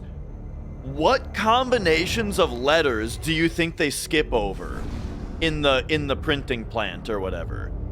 And he said he didn't think that they did. He doesn't think that they skip over any. And I'm like, what are you talking about? There's no way that they're printing license plates that say fuck on them. You know? Obviously they're skipping over those.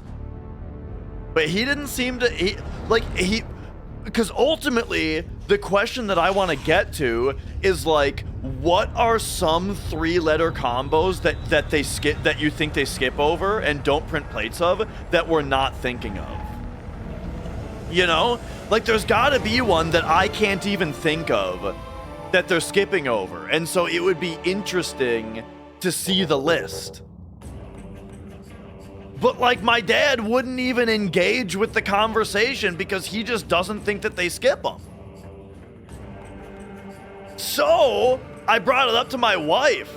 I was like, wife, Mrs. Dash, what do you, and I asked her the same question.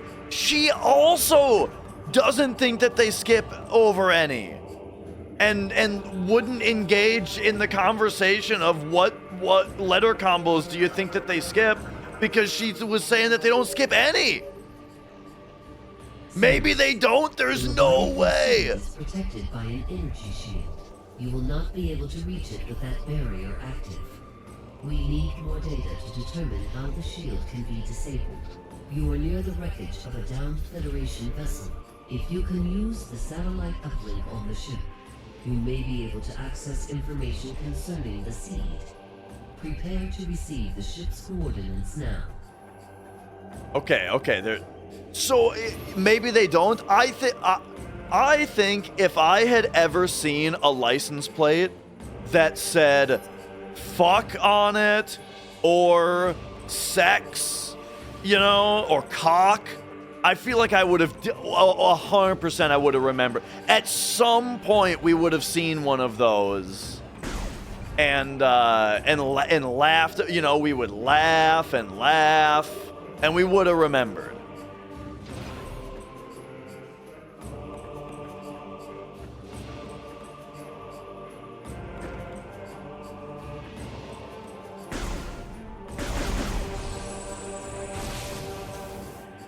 But it's specifically the we're not talking about custom plates. We're talking about the basic Minnesota plate, which is the format 3 letters and then 3 numbers.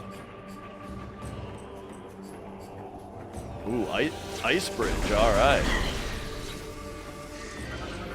Sure they don't review them manually. We're not talking about custom plates.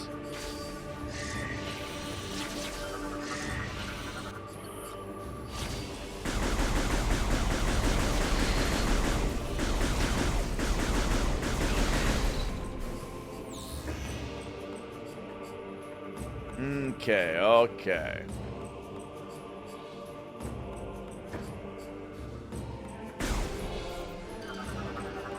Oh, yeah. This is grappleable. So we can pull that back.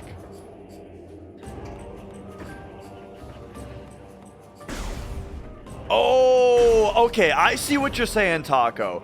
You're saying that, like, sex, for example, the same logic that where they will deny a custom plate, they're just going to have that same list of things that you can't have on a custom plate. They're also not going to print the 3-letter combos that come up naturally. I see what you're saying. Is there a vent for Samus's suit farts? That's a good question. Because, like, assuming it's a vac, it would have to, right?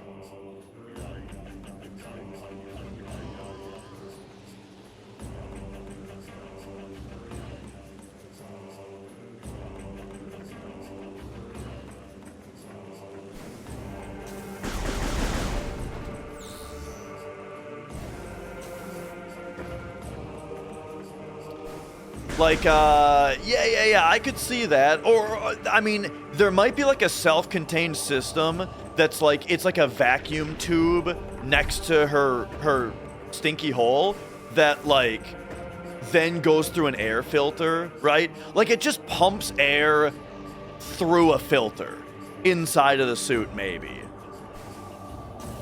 I guess the intake wouldn't even have to be next to her ass, but, like, of course that's how they would do it.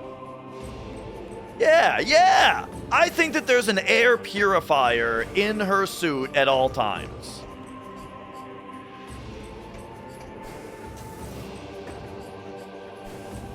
But I guess where's the air coming from in the first place, though? She's got to have, like, an air reserve. Or does the... I don't know. When you do a custom plate, it would be manually reviewed, so they wouldn't need a bad word filter, but for auto-generated, you would assume that there's a blacklist of words. See, that's what I'm saying. I think that there's just a blacklist of certain 3-letter combos that they just don't print plates at. And then I think for custom plates, I think they probably do manually review them. Maybe not for long, though. ChatGPT is going to be able to take care of that pretty soon.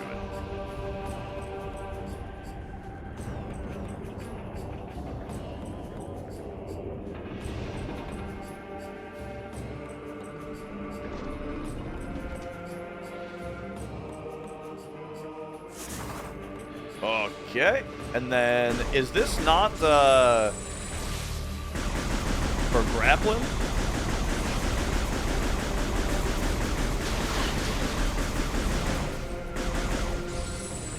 What a wild enemy.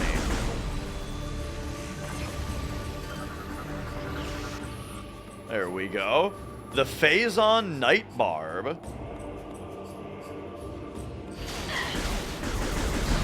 Oh, there we go. So when they start, like, doing their thing like this, no problem.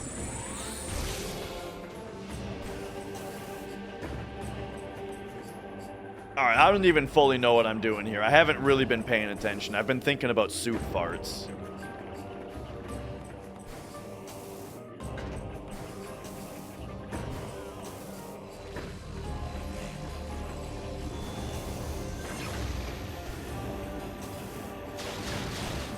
But okay, so I already went in there, and now it looks like over there is probably where we want to get, right? I do like that I can point at stuff in the game when I talk about it, you know?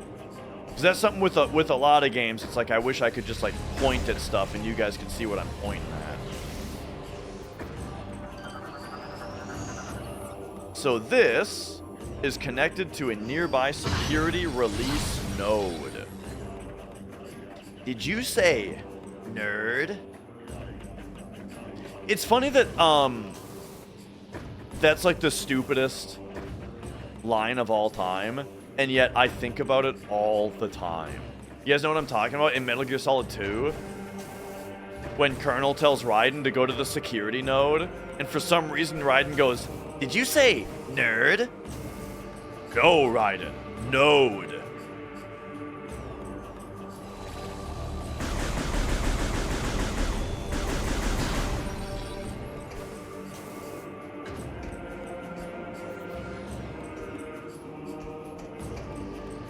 Okay, so where is our nearby security node? I think I'm like a little incapable of giving this game full attention today, but you know, we'll get there.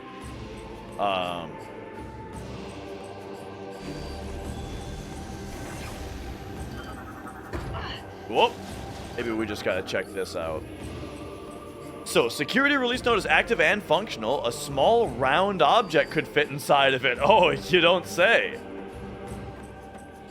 Oh, this just goes down to 2 different parts. I see. Oops, there's not a thing there.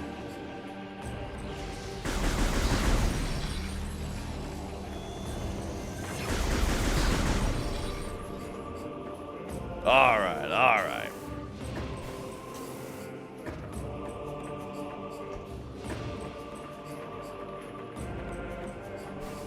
So we'll say just climb me back up. In general, you know, it is pretty pleasant to point around with the Wii remote while you're exploring. What is this? Unable to use this object with the current... Oh, that's the grapple point. Alright, hang on. Who's doing this?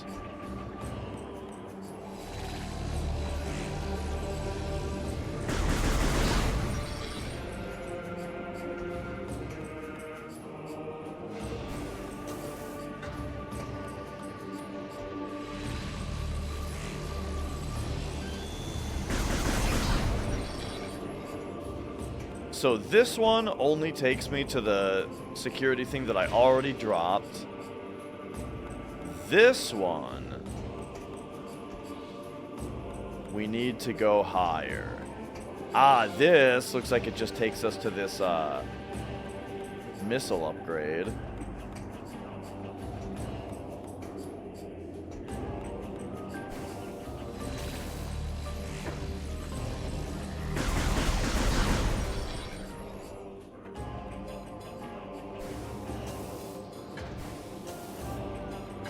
Silly.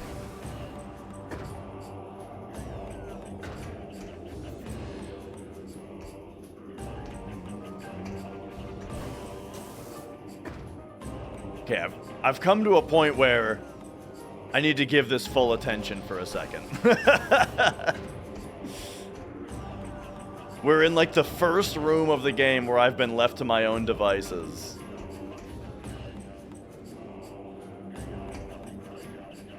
Okay, is there another thing to do in here that's not drop? Because we can't get in there. No, it doesn't look like it, so it's not to go in here. Oh, oh, oh. Get me back out. There we go.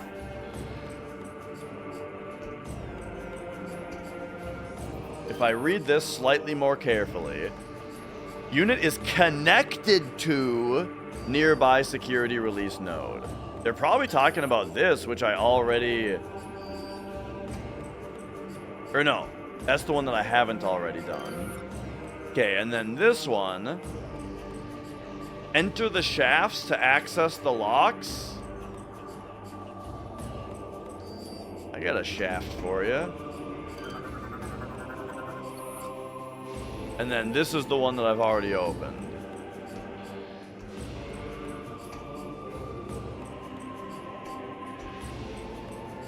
So it's a very simple matter of how do I get up there in order to get in there. Which feels like the simplest thing ever. Can I just make this jump and I'm dumb? I don't think so.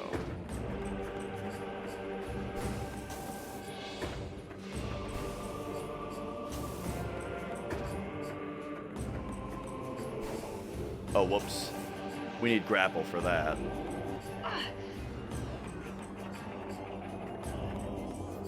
Hang on, hang on. Is there something my ship can do? This visor is pretty cool. The way that like your cursor is just like a little dot. That's fun.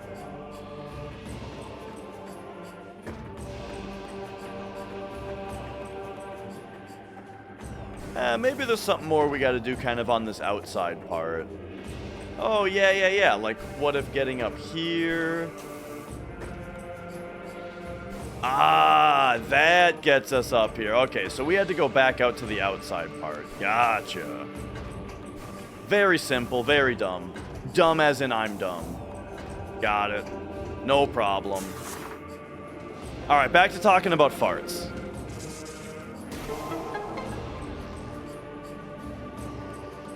Dude, my cat, Magic, he farted like a human the other day. As in, like, I heard, like, normally cat farts are silent, you know? Like, when, like, Mia, she's always kind of been a farter, but, like, it's silent. She'll just be sitting on you, and you'll just be like, oh, you know what I mean? But I was holding Magic the other day, and I just heard, like, a human fart come out of it.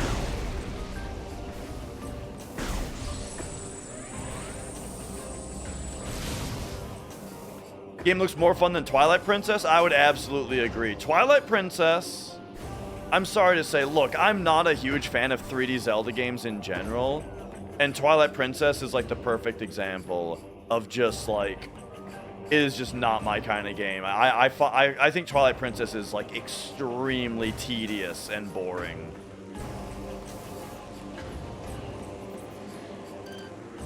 Okay, so we got rid of this now.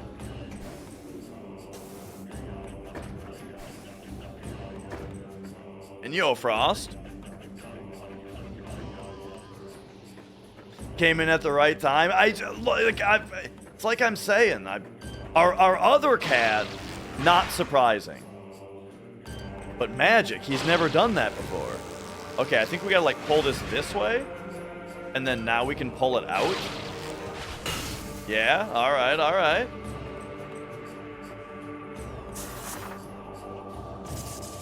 But nice to meet you, Frost D. Jackie. Frost D. Jackie.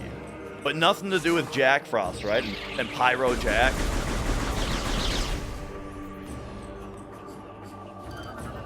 the Jack Bros. Explosive damage? Yeah, red means missile, right? Yeah.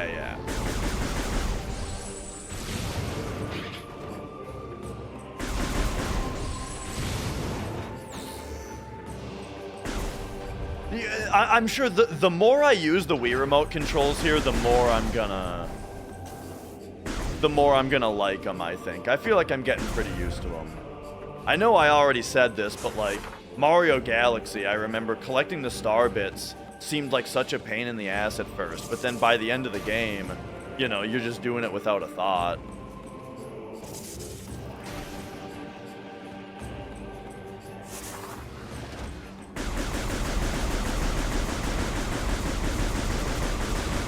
Whoa, these are like those dudes in Dark Souls that you fall into their head?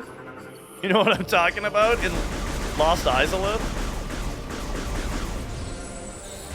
They have like the big open head.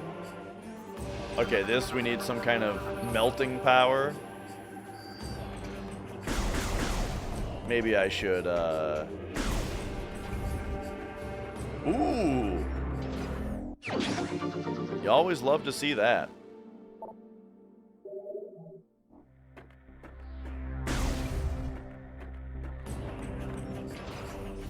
Alright, awesome.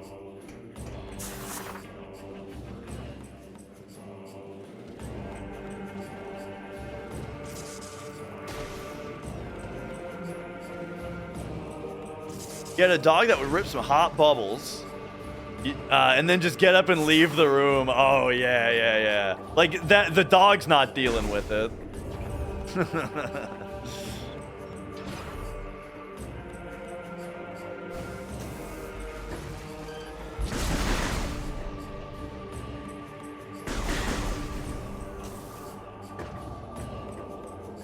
Okay.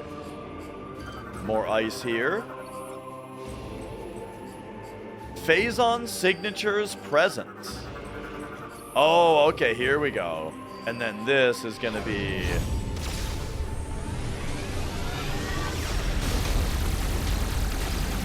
Oh, yeah, get him. Oh, I exited too fast. Yeah, I'm really looking forward to Prime 2 as well.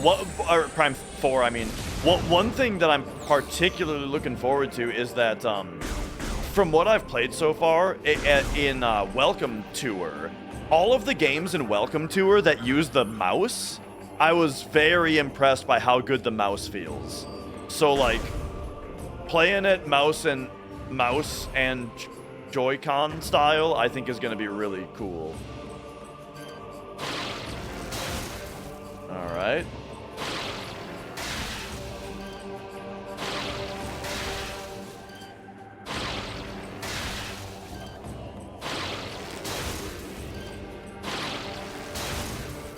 It doesn't look like you have to pull these out.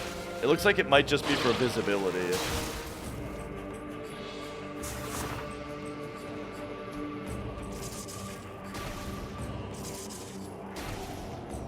Oh, and that's just to get back up anyway. Gotcha. Haven't really used the mouse at all yet. Yeah, I was impressed. Mog! Thank you for gifting a sub to Taco.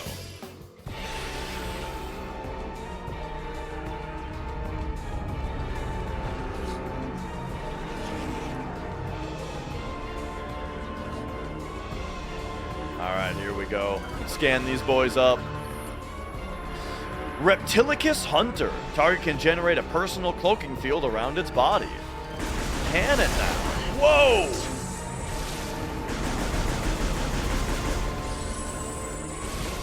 You know what? Boom!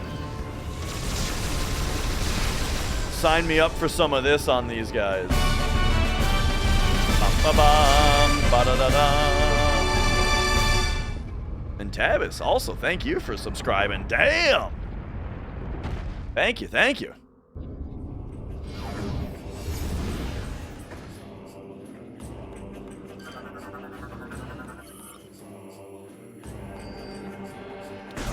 All right.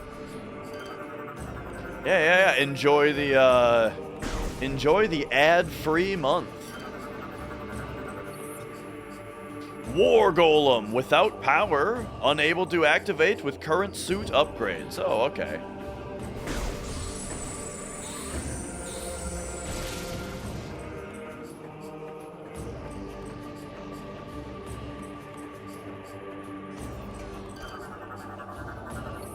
It is pretty interesting playing this game again because just because it's like Prime 1 and 2 I've played through multiple times each. And so like I generally knew right what I was getting into, you know? Oh. Little Simon Says action.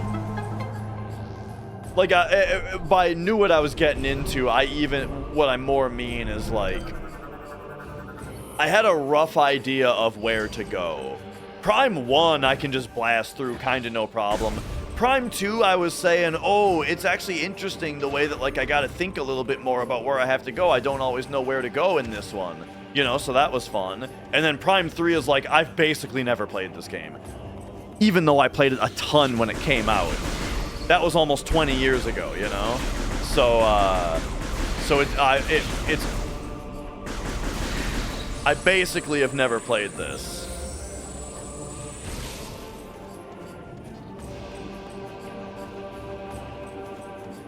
Okay, so we need grapple to get over there, it looks like. Unless there's something I can do with this.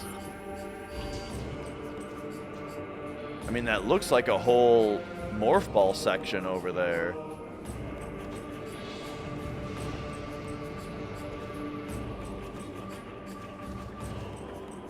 We just gotta find the way in. Right here? Yeah. That was cool.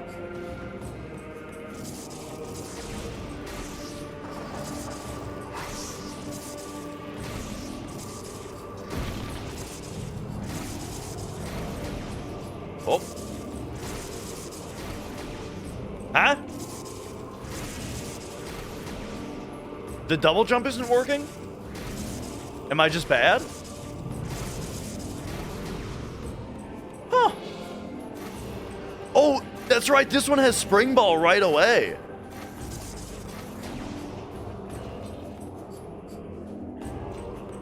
Huh? Hey, that worked. Huh.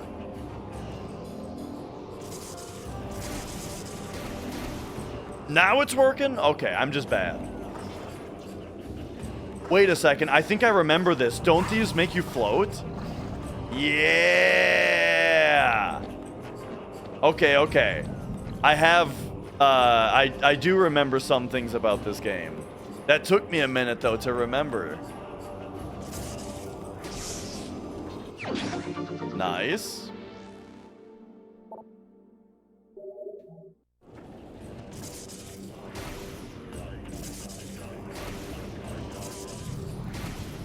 Dude, in Metroid Prime Hunters, the bombs take like a quarter of a second longer to explode. And it threw me off so badly on every morph ball section.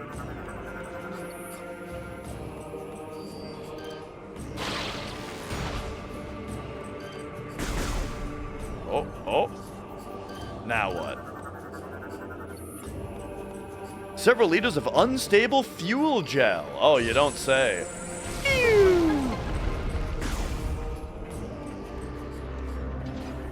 All right, all right. Now we do have the grapple beam.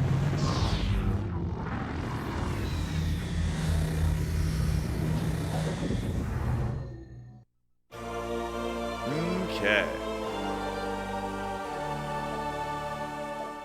Yeah, like it's crazy to think about like what the data structure is of your memories and brain, you know what I mean? Like how exactly does, you know, does your organic brain material fucking store and recall information? It's crazy.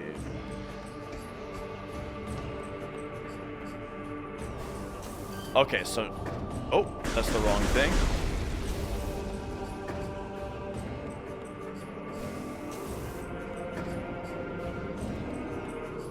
So now what is this gonna let me do? Get up there?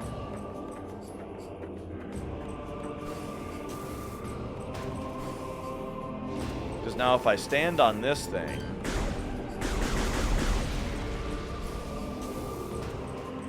Hang on. If we stand on this, double jump up at that. No, it doesn't look like that.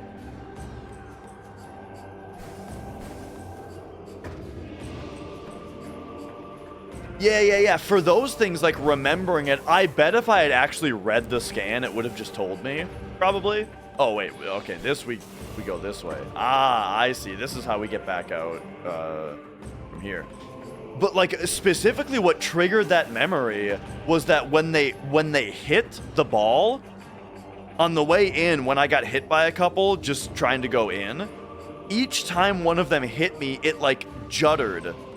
That's not a real word, but you know what it means anyway. The ball a little bit. You know what I mean? Like, the ball just got, like, whoop, it got, like, forced into a little rotation. Nudged a little bit, you know? And I just remember that. I just remember, like, stacking them up. Okay, this is a ice door.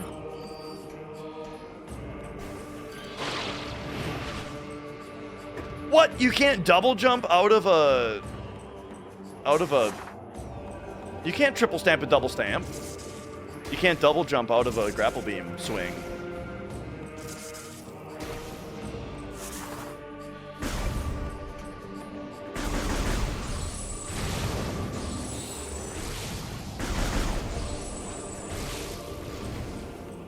Okay.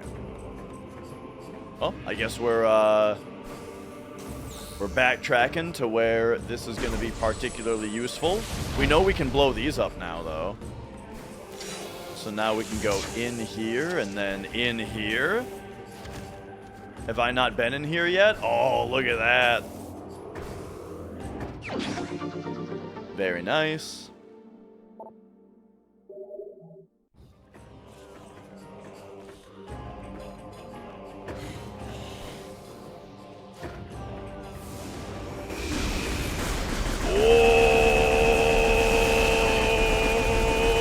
Okay.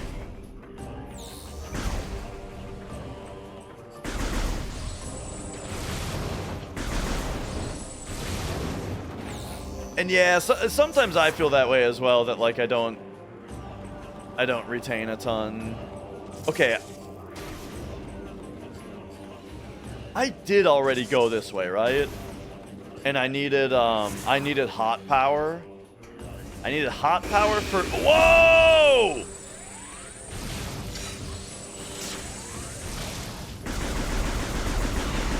I needed hot power for this, and I need, and then in the door was just an energy tank.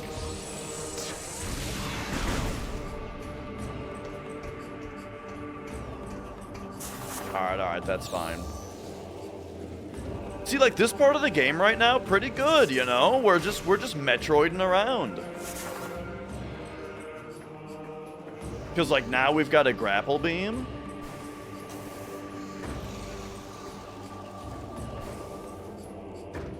Which is gonna let me, I mean, I know it lets me grapple this. I don't really see why that's important yet, though.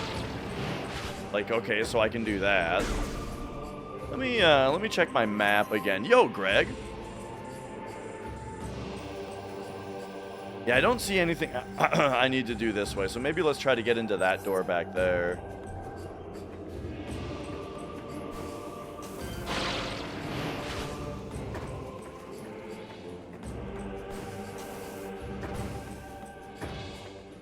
Oh yeah, just a door here I haven't been through. Okay, great. But look at that.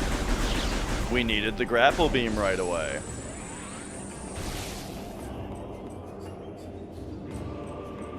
I'm really liking the visuals so far.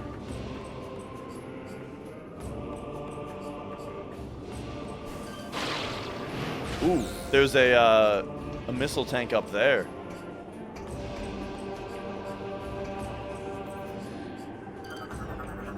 Okay, this like whole ship is scannable. Downed vessel. Yeah, all right.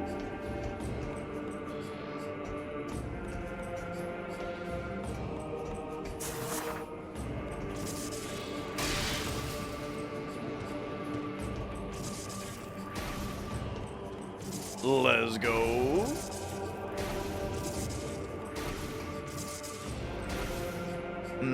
Okay, so we have to do something to get this out of the way. So for now... Oh, hello. It's one of these.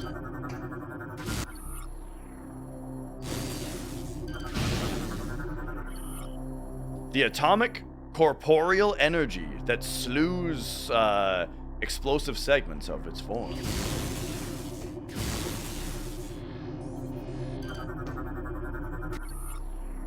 Vacuum hatch closed. Can only be opened from the inside.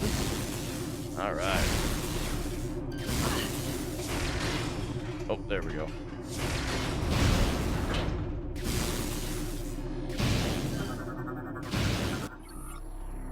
Okay.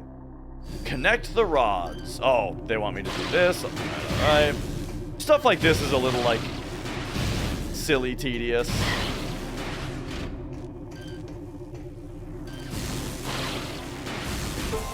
There we go.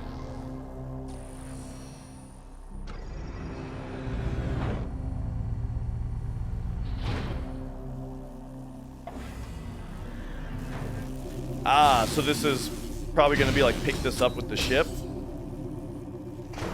I kind of like doing that. I'll admit, I enjoy the pull, twist, push. That's fun. Yeah, not much of a puzzle. It's just like it's a chore, really.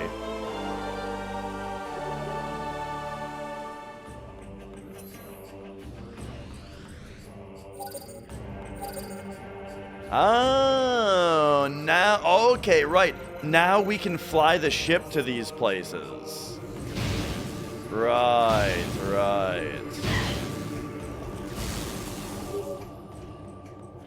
Samus, the satellite data has revealed two distinct energy signatures.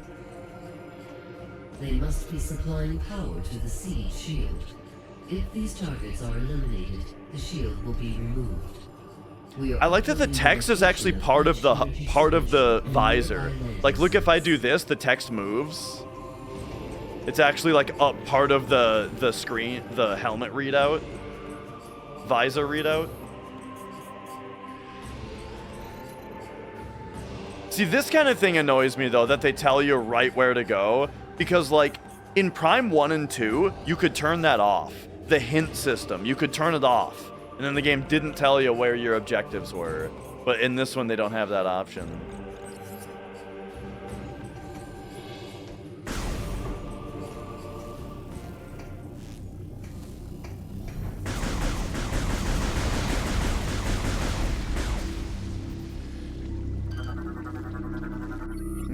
Okay. Fuel gel. Susceptible to extreme temperatures. Ah. So here, probably need to freeze that to be able to jump across it. I think we could start writing stuff down. Let's go notepad. All right, this place, what's this place called? Brio. Falls of Fire need freeze power. Yeah.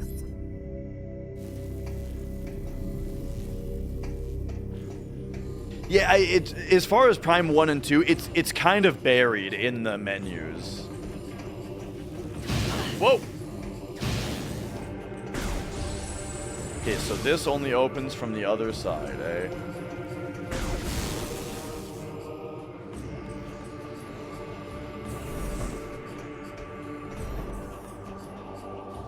This one might even have... Oh, I see. We came out the blast door. Neat. This one might even have, like, a option for some hints. I'm not sure, though. I don't remember. I mean, I looked through the options before we started, and I didn't see it. But it's believable that you wouldn't be able to turn it off in this one, because in this one you're getting like called and talked to, right? Rather than the first two where it's just like you'll be walking around and randomly your visor will just be like, anomaly detected in this room. Gateway. We needed some kind of heat power. So Brio, gateway, heat power. Yeah. And Raymond, I'm liking it so far. I remember this one being a huge step down from Prime 1 and 2. But so far I'm jamming. So far we're chill.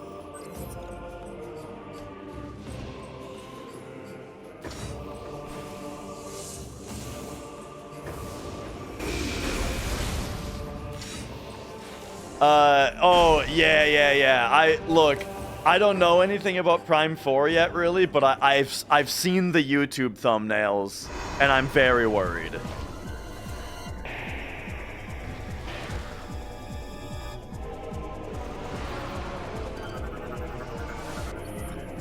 All right, the Alpha Hopper.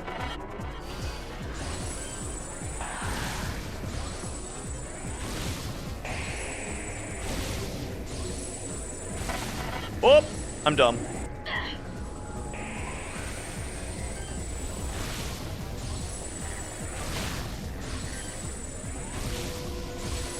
So, one thing about this game's heads-up display that I actually noticed is something that they did in the remaster that annoys me is there's no charge bar to indicate. All right. They want me to hyper up here.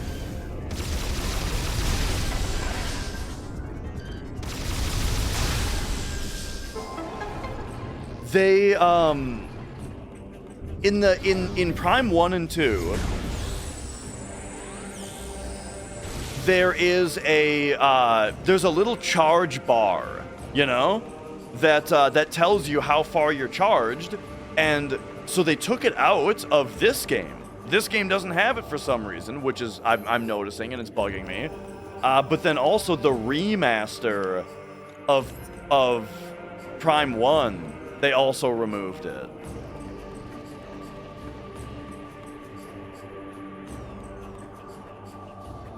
And yeah, I mean, honestly, video game critics, nobody should listen to video game critics. They, I mean, their usefulness is long gone. I think we need heat power here.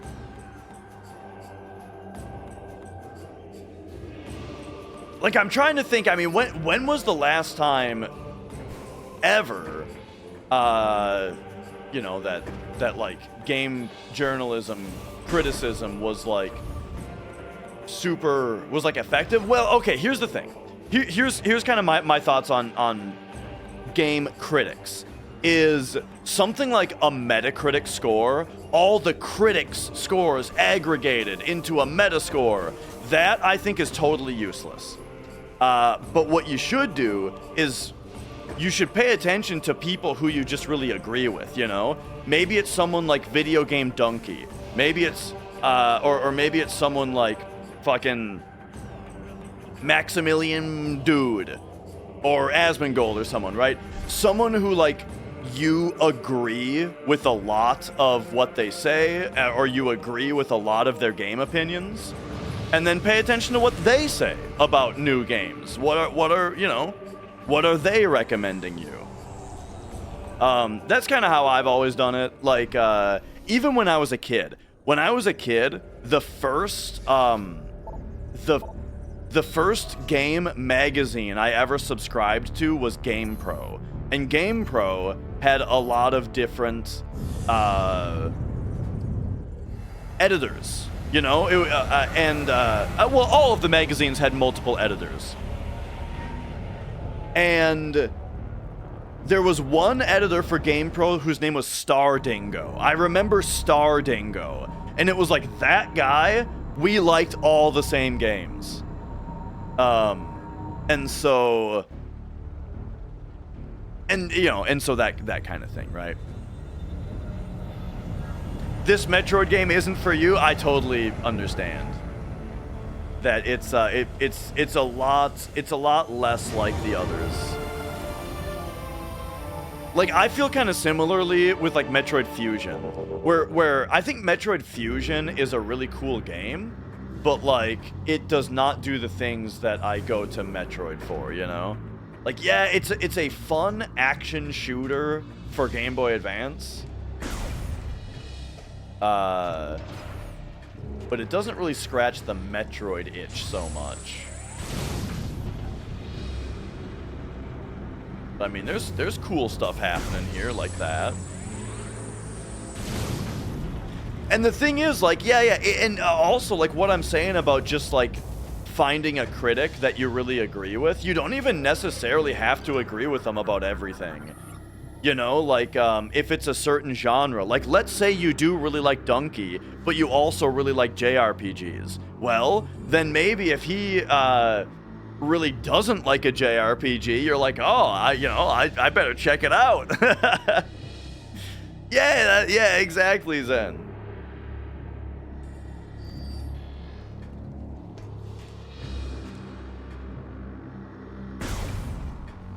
And yeah, Rennie, have yourself a good night. Dude, this place is pretty cool looking.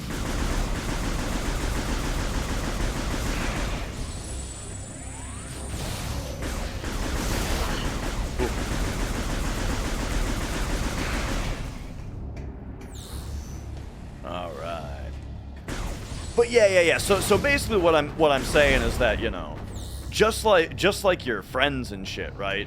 There's no like inherent value to a critic's opinion just because they're a critic, right? You should only value their opinion if you tend to agree with them. And so to that end, something like a Metascore, I think, means nothing, you know?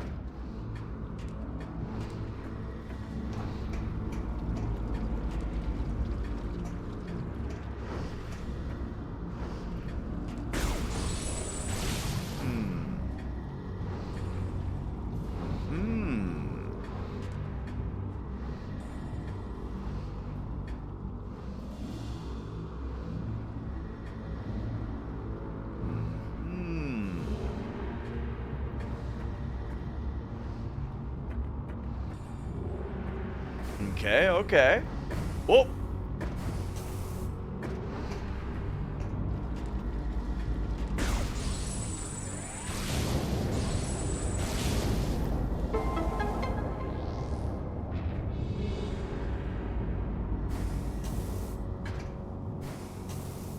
Yeah, this seems like a pretty cool area.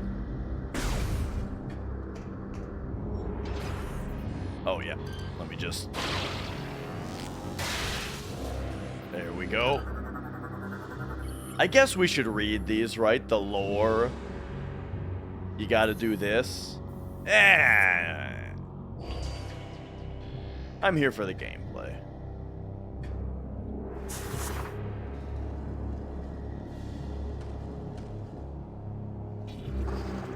Oh yeah. And here's more of these guys.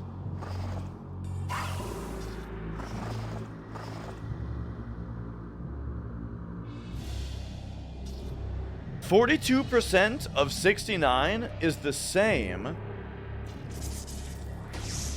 as 69% of 42. I have heard people talk about the way that like percentages line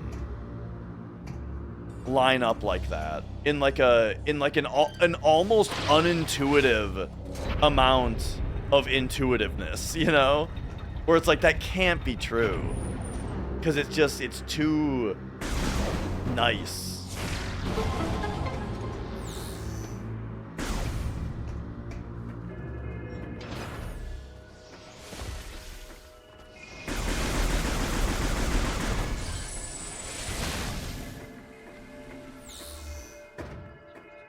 Okay.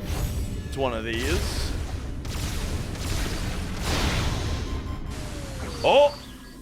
Oh!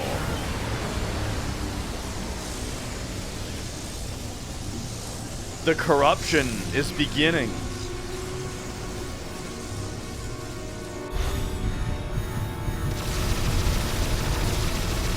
Oh, I see.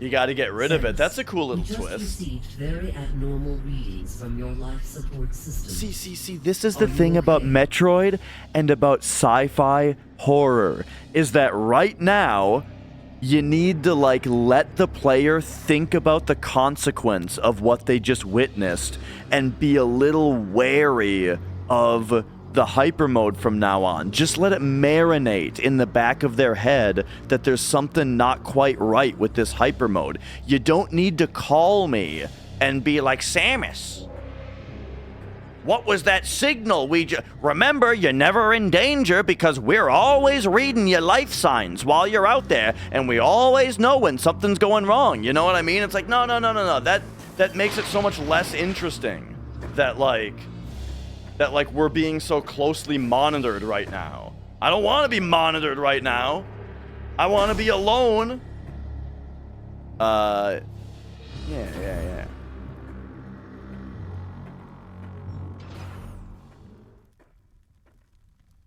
The same multiplication done two ways. You're just applying the 0.01 to a different number each time. Yeah, that makes it seem more obvious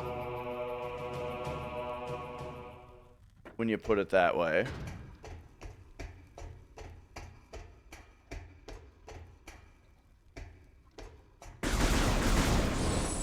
The super cigarette? Yeah, dude. You want to hit this ranch?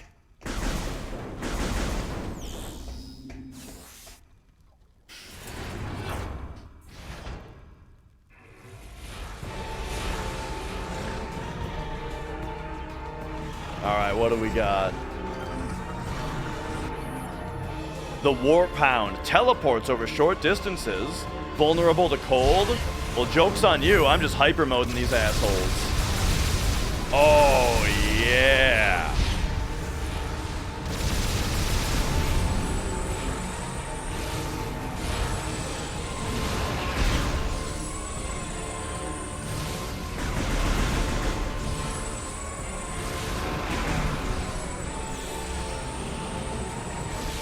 You know, it's actually kind of funny how unhelpful lock-on is, you know?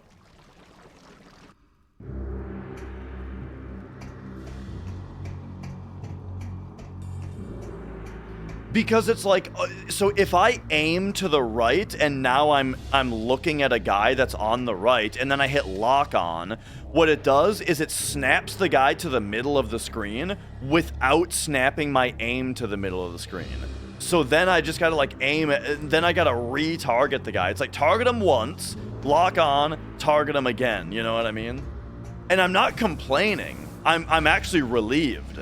That sort of, that I think it kind of seems like it kind of feels good to not over rely on the lock on is what I'm saying.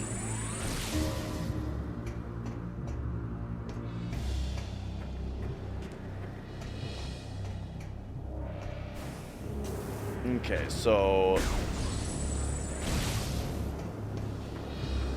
here we go.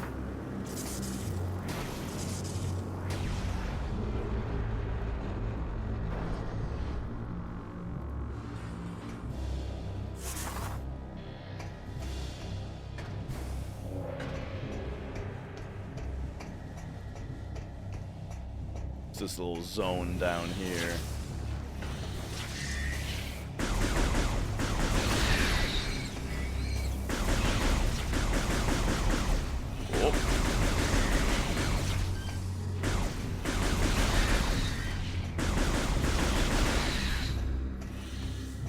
And maybe sometimes it's good if the enemy's real small.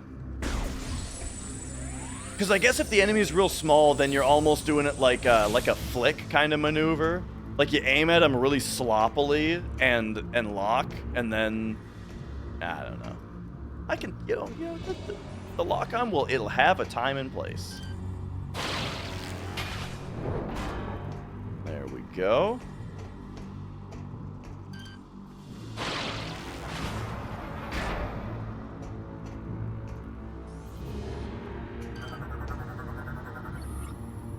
The pipe system. Okay, so that's where we're trying to get to. The reflection of her eyes in the scan visor is pretty cool, too. Like, with her eyes following where you're aiming. That's pretty cool.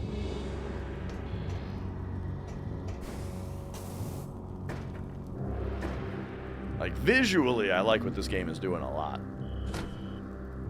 Oh, we just gotta, we gotta pump it, we gotta jerk it.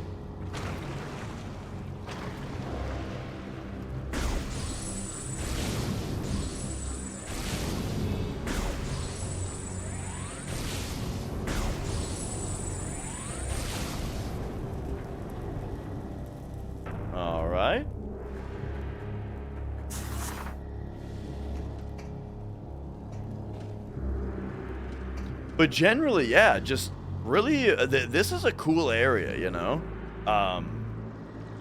Just like all of this ignitable fuel all over the place.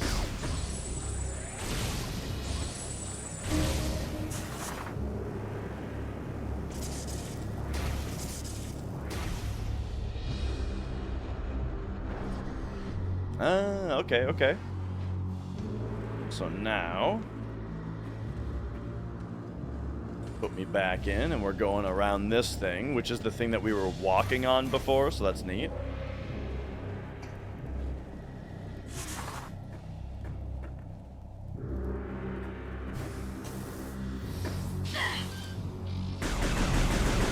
Ah.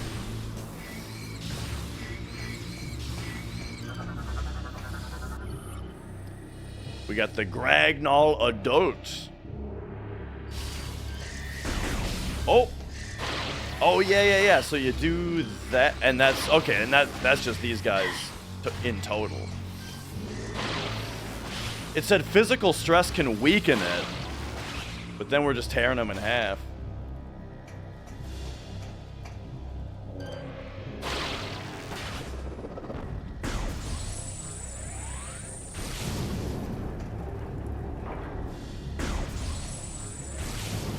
And yeah, I think a lot of people were expecting 2 and 3 to get a Switch release. It would be a good idea since, you know, then you'd have the whole series.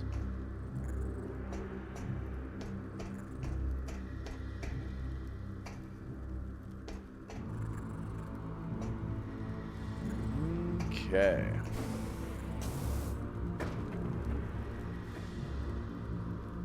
But I wonder, you know, if I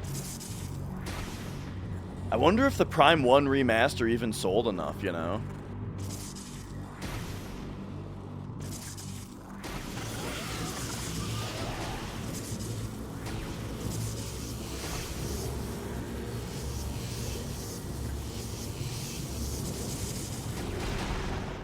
Got him.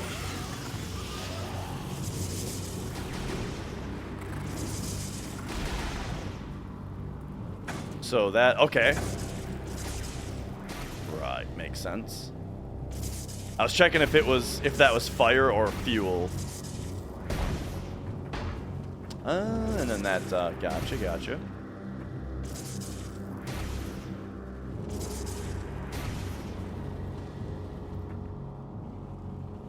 Who's the director of Prime 4? Because it won't be the director of 1 through 3. Gotcha. Oh, and yeah. I forgot about that, Greg. I mean, I remembered it earlier today, and then now forgot about it. Honestly, I think motion controls are just kind of annoying, though.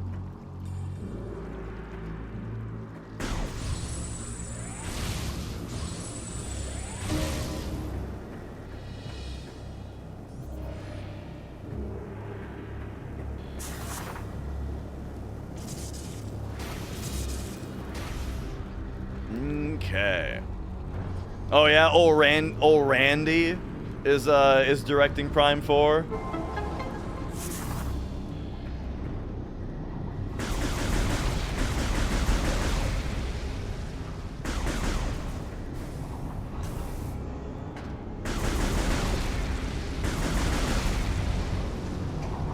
Oh, we don't even need the we don't even need anything special to power grip the green.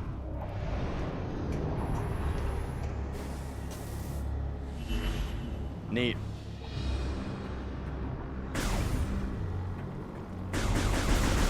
Yep, I agree, Greg. Like, clearly it seems like there's gonna be something in the game that's not for you and me, but, hopefully that'll be a negligible part.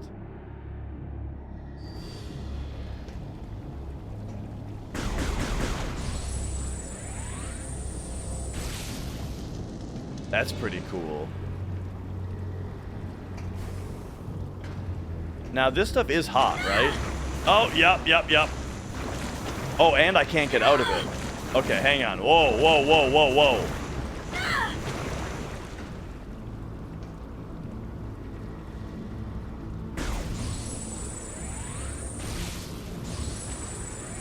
I was probably supposed to shoot this. No.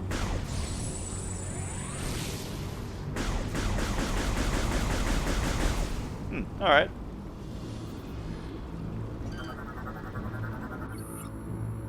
It appears combustible. Its thick bark prevents you from using weapons to ignite it. Oh, okay.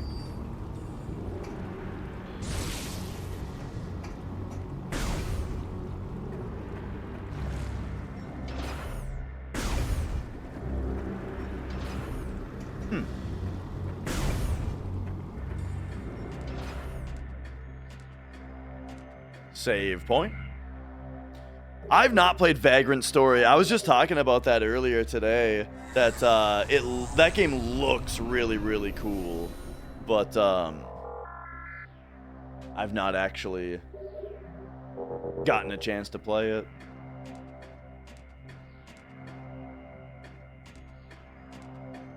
So when they say that it prevents my weapons from igniting this thing, that makes me think that it's something environmental probably, or like grapple beam, but there's no lock on to grapple it, so we'll just move on.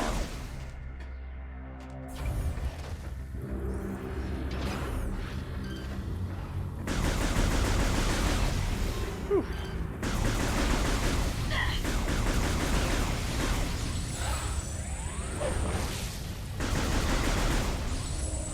Oh, is Vagrant Story known to have like a lot of cut content?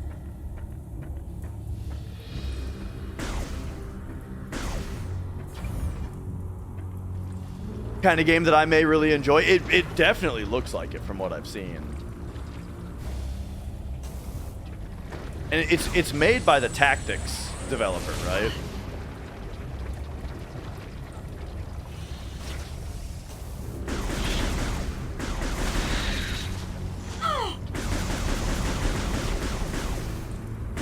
Whoop.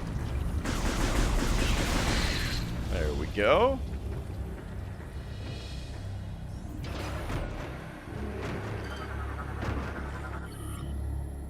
Oh, yeah. Oh, whoa. Oh, my God. These guys aren't fucking around.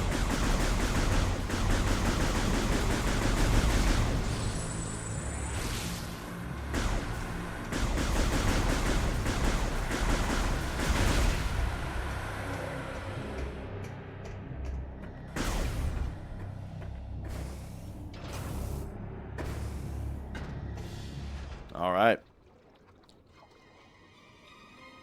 Boss fight time. Got you so deep in the how-to FF7 playlist, you started playing Remake, first Final Fantasy game. Oh, nice. I mean, I would recommend that you play Final Fantasy VII regular over Remake, but if you're enjoying Remake, then I'm glad you're enjoying it. But yeah, I mean that's awesome to hear though. The response to that video has been nuts. You know, I had less than 2,000 subscribers, you know, and so getting a video to just pop off with 250,000 views is crazy.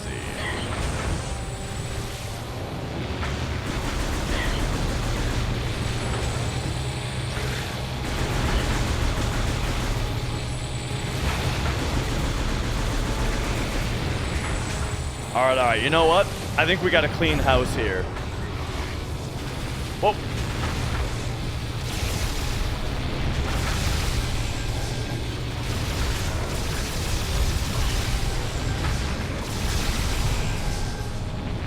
There we go.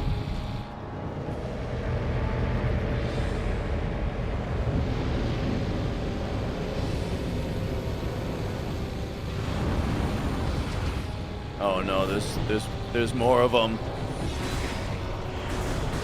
Oh, okay. Now it's cutscene time though.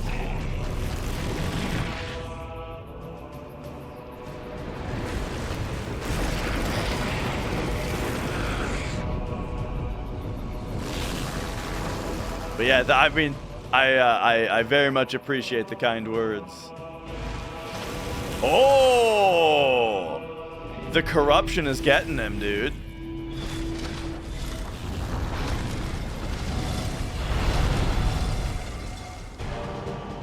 Here we go. Rundus. Ice armor. Protects body, but could be ripped off if he was stunned. You don't say.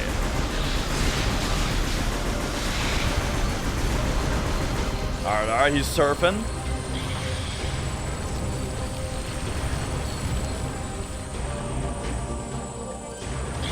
But yeah, ultimately, like, let me tell you guys, I am very, very grateful also for people to come here from the video because, like, streaming is my big hobby. You know, this like streaming is my #1 hobby.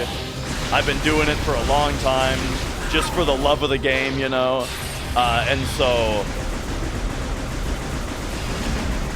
getting more people in here to watch the live streams. Oh, I'm very happy about that. Okay, we gotta like. Oh, okay, we gotta shoot those. Okay, now give me a big suck.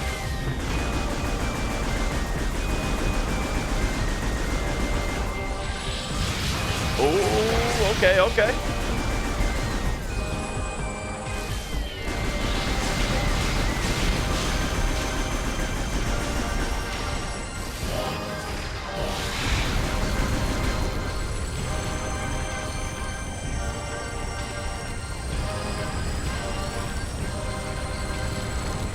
Listen to this song with the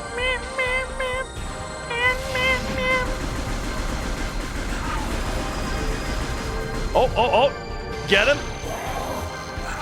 No, pull it off of him. There we go. Fucking.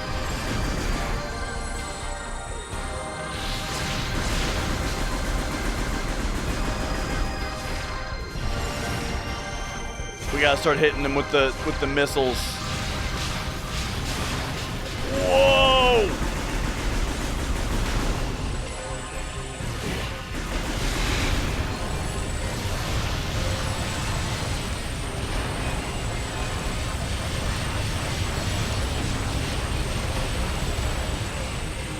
This is actually like a super fun boss. Okay, where did he go even? There he is. All right. Okay, so that pulls him off, and then we can gotcha. If he's up on the thingy, shoot.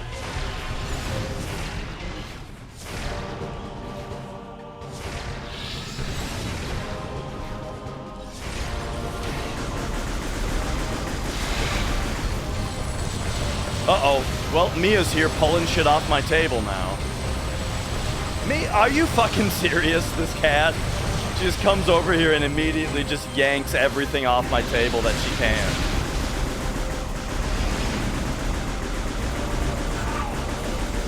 Okay, so now, this pulls him off, and then we get it. I am worried about my health, because he doesn't seem to be doing moves that allow me to replenish, you know? Like a lot of Metroid bosses will like summon things that when you destroy, they'll maybe these actually. Can I shoot these? Oh, I can. Ah. All right. Now do a suck, and there we go. All of a sudden, I got half my health back. Hell yeah, there we go. We cracked the code. You're finished now, Buster.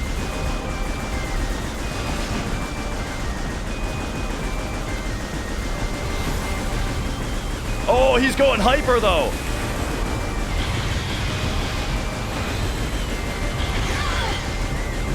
Damn.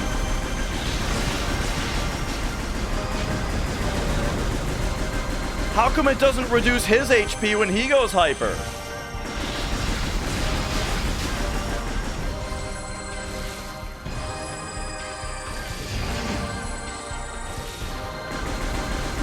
Oh my god, he's got 1 pixel left and he re-armored.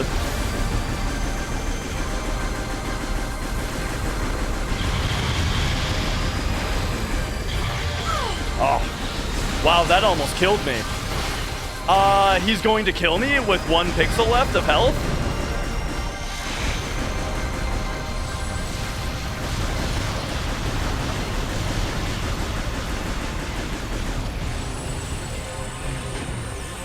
Hang on, he's doing the move that lets me slightly refill. I actually kind of can't believe how close that got, though. There we go, finally.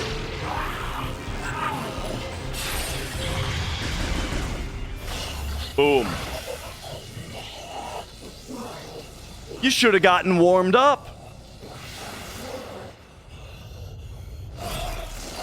Whoa! That's not what I expected.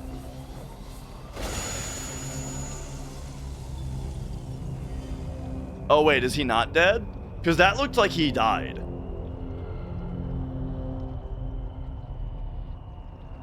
Okay, yeah, he's dead.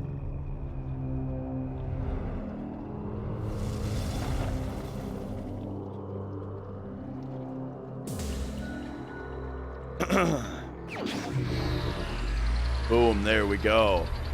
Did you guys like my one-liner? He should have warmed up.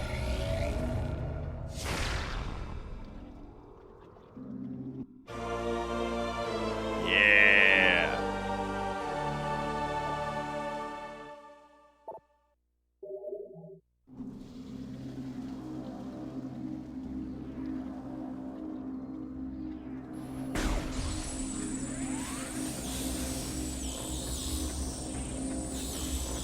Bring it all in. I love the Metroid just like spattering of power-ups after a boss is killed.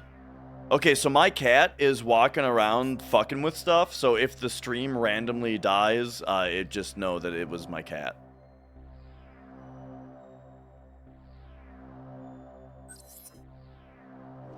Yeah, that's where we're going, dude. Show cat, hang on, I gotta get the webcam off the floor.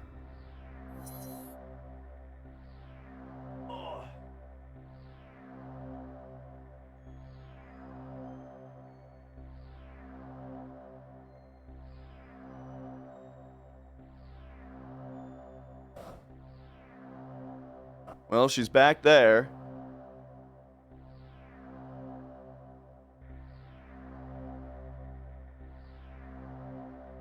Up to no good, I tell ya. Hi.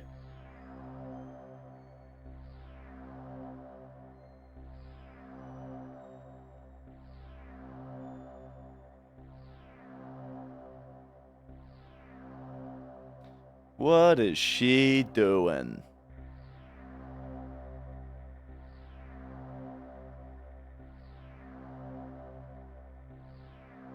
Well, all right. I mean, it's like she's not even trying to get my attention, you know? She's not even, like, looking at me. Just chill. By the way, this rug is so comfortable. The rug is new. I used to have my feet down here. I used to just have on the linoleum, you know? And it was so hard and cold. Now I've got the nice soft rug. Keeps my feet all nice and warm. She likes it too. Look at her. Look at this potato. Mia, you're so big.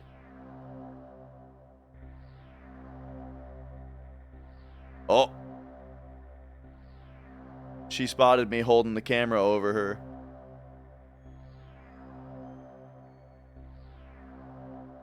Oh, here she comes.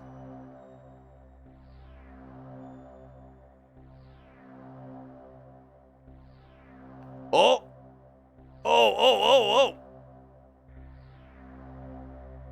All right, what? What does that mean? Are you coming up here now? Nope. Oh, don't think you're getting in that room. That door doesn't open, Mia. That door does not open for cats. She's starting to get Oh, no. She's starting to get curious about this door. That door, it goes to Matt over yonder's stream room.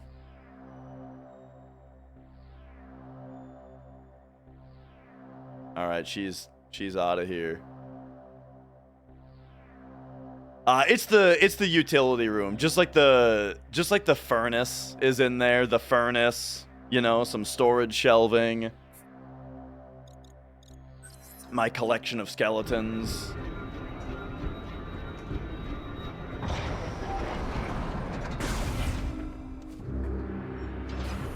All right, so with freeze missiles,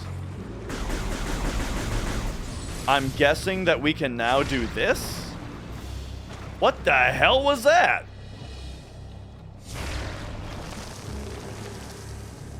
Did you guys...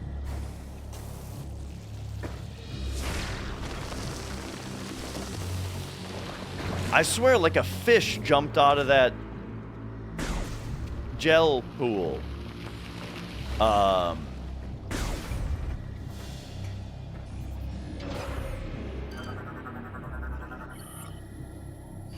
Alright, I'm gonna have the most incomplete logbook of any Prime game here.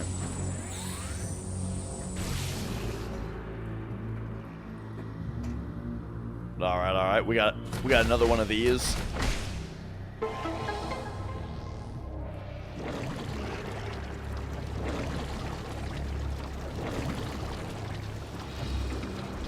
Oh yeah. Okay, so now that that's pumping. Yeah, see, I vaguely remember this.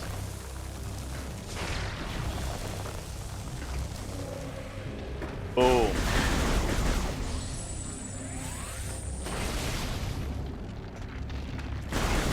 Do we love Wii motions in this house? I mean, there's definitely a comedic value to when a game makes you do the jerk-off motion, but like besides that, you know, I could do without it. Your cat's 2 and he gets the zoomies at 10 p.m. just spinning around in the bathtub. Nice.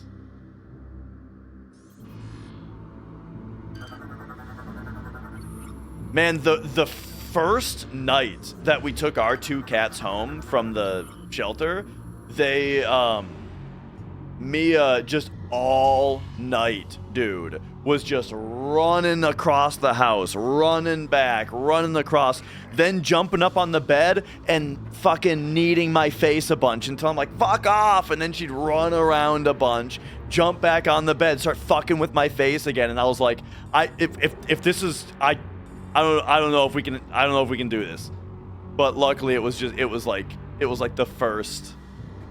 It was just like the first night she was like that. I can only imagine. It's actually really sweet when you think about it. That like it had to have been that just her little cat self was used to having to sleep in a cage in the shelter, you know? Like she wasn't used to having outside or like time to be out in the big room all night. Like no one's making her go in for the night, and I think she was just pumped. Enrico, hello, welcome on in, glad to meet you. And hell yeah, I love to hear it, you know. I've been streaming for a long time, so having a video pop off that is getting me to meet a ton of new people is like, I mean, I couldn't really ask for more. I'm super happy about it. Hey, yo, it's too bad that someone was cheating at FF7. But it's like let's just call a spade here. It's turning out to be really good for me. All right. Reach from the ground.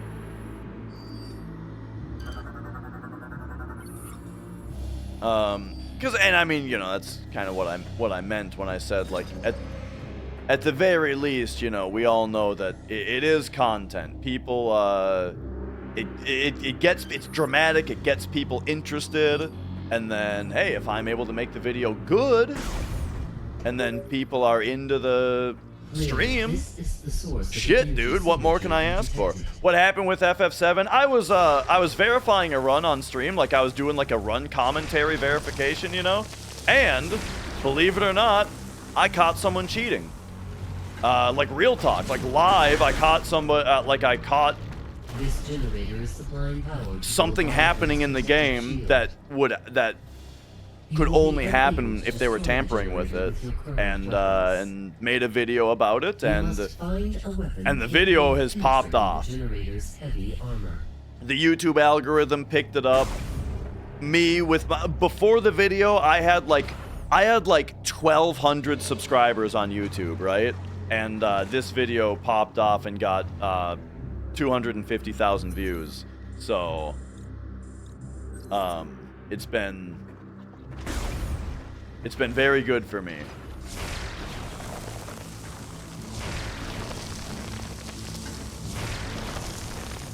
And yeah, this one was interesting because they deleted everything. Yeah, like so I'll tell you guys, I did have a phone conversation with Carl Jobst, and that seemed to be what he thought was really interesting as well.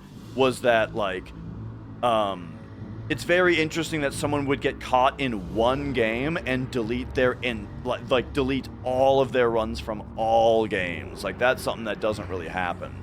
And so yeah, that's actually the other part of the story that I didn't really mention just now, was that so I caught it live, and then the person who cheated deleted their entire YouTube account of all of their speedruns across like 30 games across the last 3 years, you know? Just 100% of them all gone. And yeah, so... yeah, that part of it is interesting. Okay, we gotta do this, I see. Gunship requires increased firepower for this command. This Aurora was yakking at me, and I did not listen to what she said. But okay, so I guess we can write that down though. So Eastern Energy Signature, we need more gunship firepower. So let me pop over here and say Eastern Energy Signature, need gunship firepower. There we go.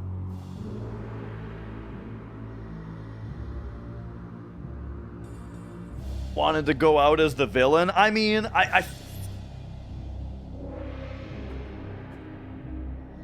I appreciate the thought, but I mean, I feel like you would try a little harder if that was the case, you know?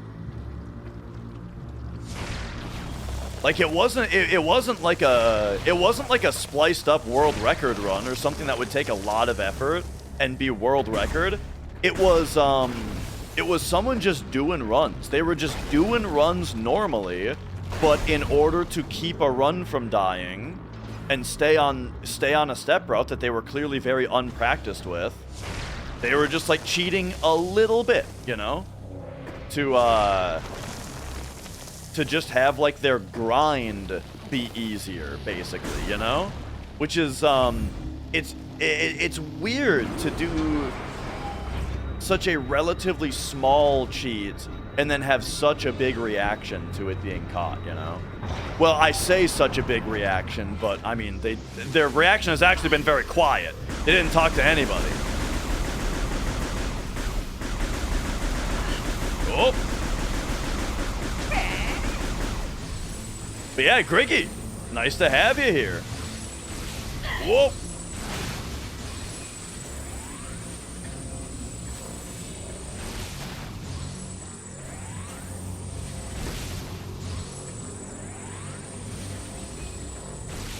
There we go. And there we go. Because yeah, that's something that's kind of what I was saying toward the end of my video, is that like it was somebody like splicing together a perfect run is more deceitful, you know? It takes more work, it takes more premeditation, and you're clearly, that is something that's clearly much more done for clout, right? As opposed to this case where it's like they were just doing a run and they didn't want it to die.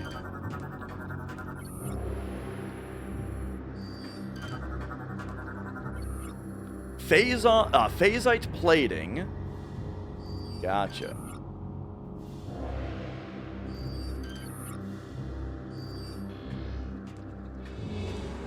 So I guess I should write that down as well here. How is the run going up to the point where they cheated? So for a newer runner, it was going very well. Like, they hadn't game overed to a single boss yet, which that's the biggest thing. When you first start speedrunning FF7, the thing that kills your runs or makes your runs slow is game overs, dying to bosses, or screwing up strats and soft blocking and having to load your game, you know? That's where you lose most of your time, and they didn't have any of that, you know? They let's see, phase-on plating. So yeah, it was like, so they were several minutes ahead of their PB, but they were clearly pretty new to the game, you know? Their menuing was super slow, their boss executions were successful, but very risky and very slow. Risky just because they, like, bled a lot of time and just did things that caused them to need to get lucky. And, like, their movement in a lot of rooms was slow. And they were struggling a lot to keep up with the step route, right? All things that's totally normal for a new runner. You know, but since they didn't have any game overs yet, they were pretty far ahead of their PB. And yeah, a lot of good RNGs. So, like, if I'm trying to get myself into that headspace, it's like they're a newer runner who's getting a run where, like, yeah, the world map RNG was a big thing. Where it's like they're getting a run where it's like the RNG is really good. And so it's like this is the run for them. You know, in that it is in that it's going very well. And so I imagine they just didn't want it to die, and so, you know, they took dishonest measures to help make that happen.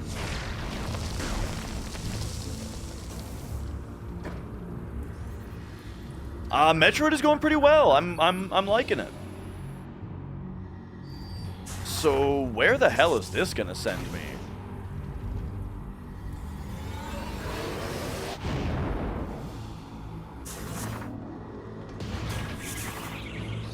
Shortcut discovered. So this sent me, okay, like basically back to my ship. And then now we can get in here for whatever that is. But yeah.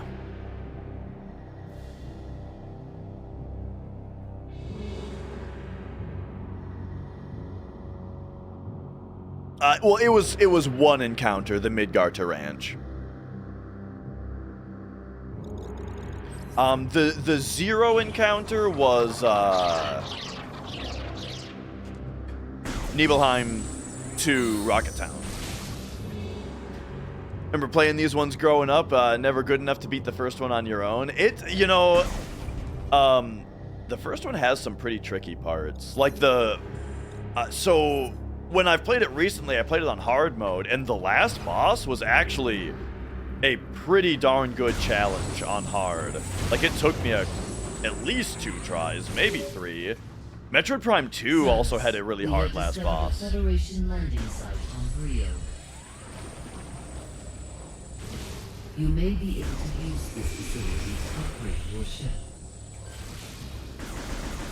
Hey, that's what we're looking for. Oh.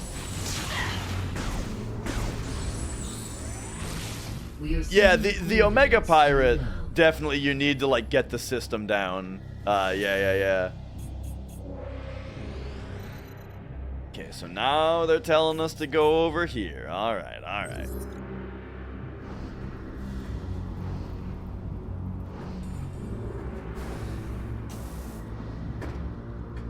Okay, so to get in there, we actually need to be able to melt this ice. I wonder if I would have been able to access that from this room. Yeah, I totally would have been able to, so the shortcut actually kind of just set me back. The one-way shortcut.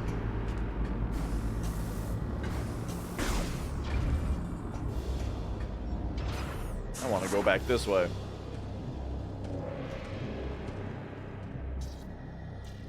And then... Oh, wait a second. I just remembered this room had more spots to check. Can I pick up more of these and go faster? No?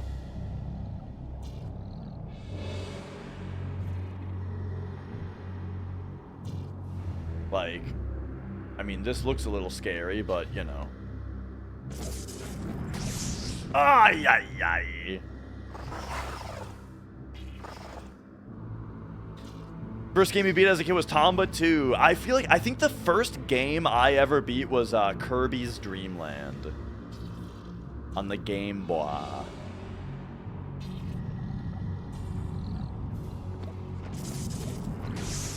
There we go.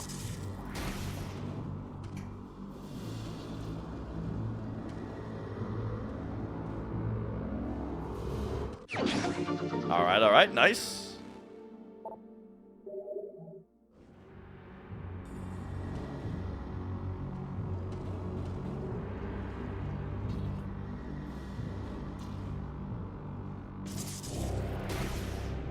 And now we can just drop down to there. Perfect.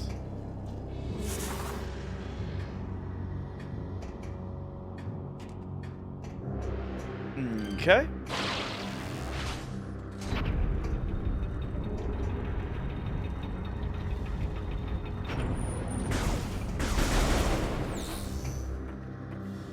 So I'm trying to get back to this room, right? No, this room.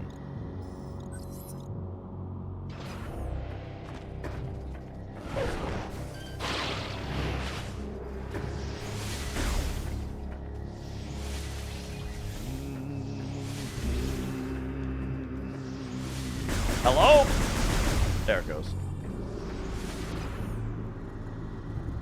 Oh, yeah. Okay, so we got to go all the way up here again.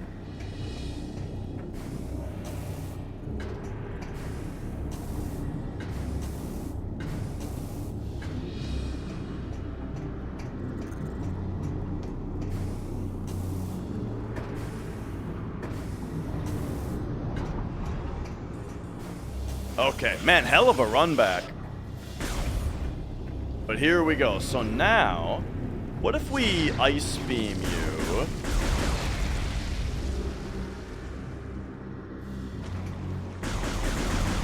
Okay, that doesn't seem to do anything particularly interesting.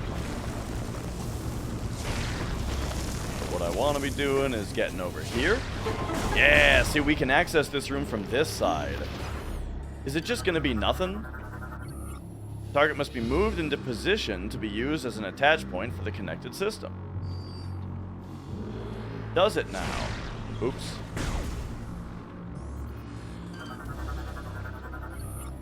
The gearworks are used to process raw fuel before it's sent to the piping network. Alright. Well.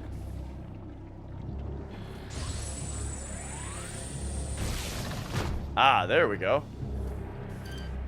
And now what? Do we gotta like... I see. So now... Hey, that's pretty fun.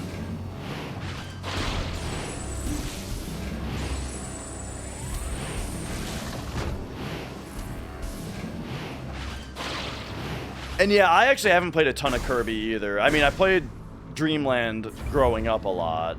And then I have played through Kirby's Adventure and Dreamland 2. But that's like it. Oh, and you know what? Actually, I did play the Switch one. The Forgotten Land or whatever. That game was pretty fun.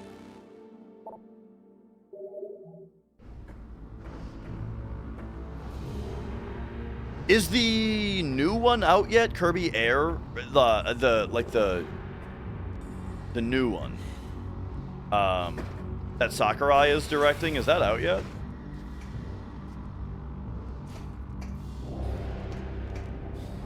All right, there we go. So I guess we did all that for a missile pack, but you know that's fine. Yeah, you know we got a missile pack with the ice missile power. We kind of need them. Whoa!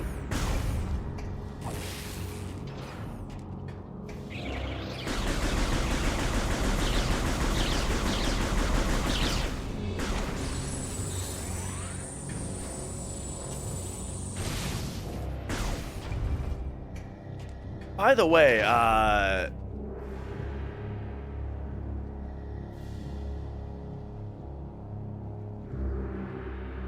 where are we at here? I gotta scroll back a little. The Truth DT. Is that guy still here? Remember when that guy gave 50 gift subs earlier? Shit. The demonic wizardry. Hello, welcome on in. Thanks for streaming on YouTube. Yeah, you know. Oh, you were Joey Cream Pie USA. I remember you. Yeah. And yeah, excellent. Glad to see you again. I remember you.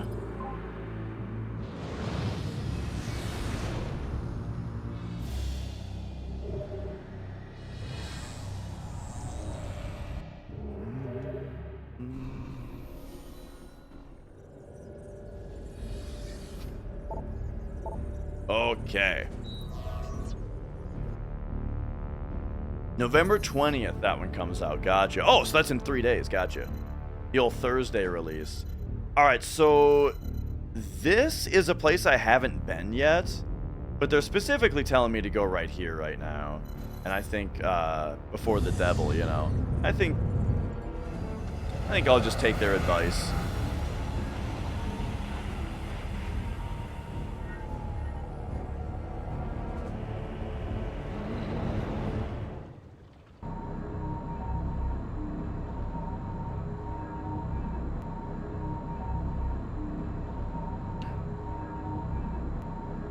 You know, okay, so speaking of I Know What You Did Last Summer,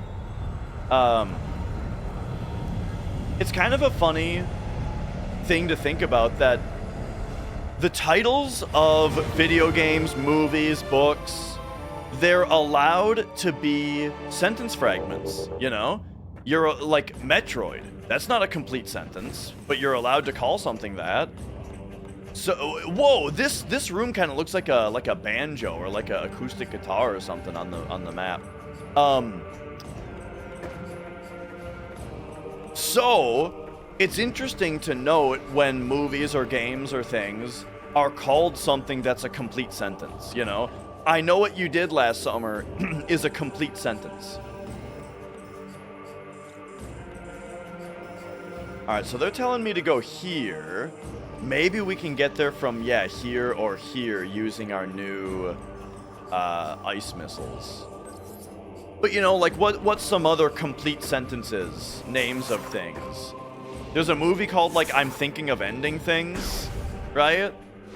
Oh yeah, and then there's isekais, right? Yeah, there's like a whole genre of animes that are called something like help. It's always that. It always starts out with help, right? Help. I tried to mix fucking Diet Coke and Coke together. And now my stepsister won't stop trying to fuck me or something like that, right?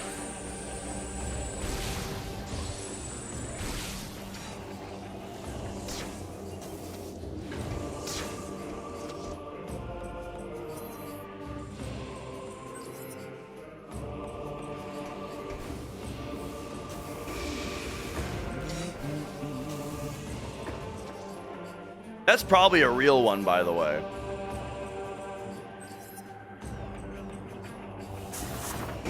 But you know, you got the like, man, I'm struggling to think. Okay, here's the thing though: sentences that are commands, that's too easy. That you know, like for example, there's a game called Remember Me, which ironically nobody remembers except for me. But there's a game called Remember Me. And, you know, that's a complete sentence. But it doesn't really count, you know. Commands are too easy. Oh, remember that game, I Am Alive? No, nobody remembers that game either? Yeah. Well, there was a game called I Am Alive. That's a complete sentence.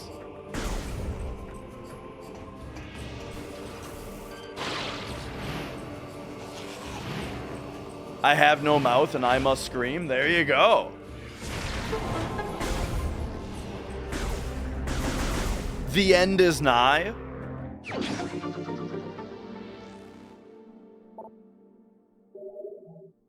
Honey, I Shrunk the Kids. Did you guys ever play The End is Nigh, by the way? It's made by the same guy who designed The Binding of Isaac and Super Meat Boy. He has another platformer out called The End is Nigh. Oh man, it's good. Top tier platformer. I like it a lot. I actually liked it a lot better than Super Meat Boy.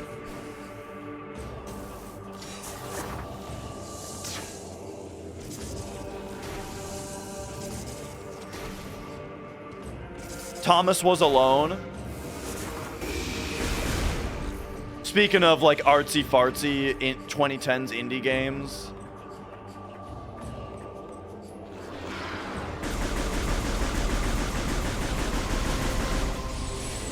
And yeah. Old Ed McMillan, he's got another game coming out called Mugenics, where you breed cats, and then it's also a tactical RPG where you have like a grid-based, turn-based fighting system where you fight with your cats. And the cats are like different classes, you know, you got like a warrior, a thief, a cleric and stuff, and then it's a roguelike where they all, or at least it's that type of thing, where they all have, you know, random attributes that they get. Almost like Darkest Dungeon, where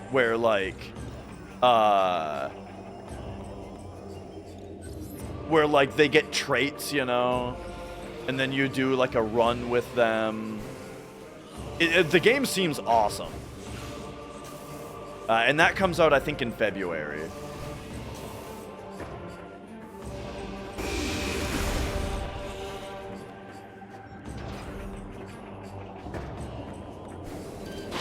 And again, same guy who designed Binding of Isaac, so... It's from someone very capable. Yakuza Kiwami 3 comes out in February also. I didn't realize they were doing a Kiwami 3. I just finished Yakuza 3 regular. My wife and I have been playing through the series, and we finished, we've done 1, 2, and 3, and we're like 40 hours into 4. Original versions of all of them, though. You know, we played 1 and 2 on PS2, playing 3 and 4 on PS3. And yeah, fantastic series so far. Like I'm really enjoying them. Really looking forward to Zero, because Zero we played, like both my wife and I played a little bit of Zero when it was new, but we hadn't really played the series yet. And so then it was like, at some point it was time to actually play the whole series. Ooh, space jump. Do we take turns? Nah, I'm the game player, and Mrs. Dash, she's usually playing Steam Deck, and then she just looks up anytime that there's dialogue, you know? She plays Steam Deck during all the action scenes, or all of like just like the fighting gameplay and stuff, and then looks up when there's cutscenes. And the funny thing is, she is way better at remembering shit than me. Like, all the time, she's needing to remind me, like, who characters are and that kind of stuff.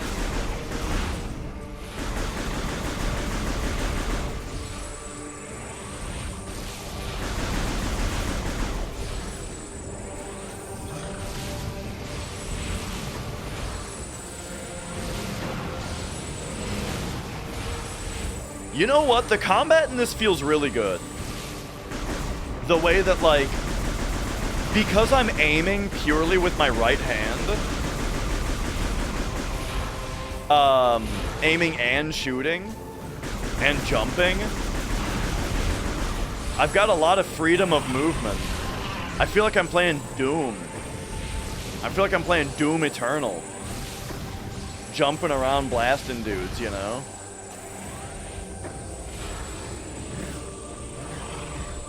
Where is this guy?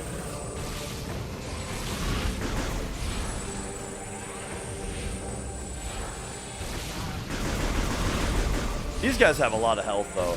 You know what? I should, oh, he's dead. Hit him with the freeze, you know?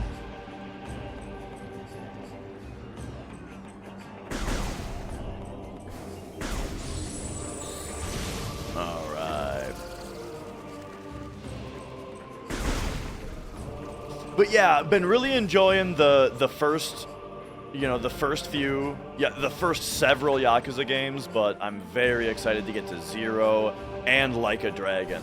Because both of those I played a decent amount of when they were new, but I didn't finish either of them. And I kind of just felt like I needed to play the series up to them to appreciate them properly, you know? Alright, I'm just gonna get in the slot here. Oh, yeah. This guy, he's like bound. Started on 7, loved it so much you went from 0 through every game. I mean, that's kind of what we're doing, is that we played a little bit of 0, a little bit of 7, didn't finish them, and then Pirate Yakuza came out, and we were like, okay, it's time to play the whole series.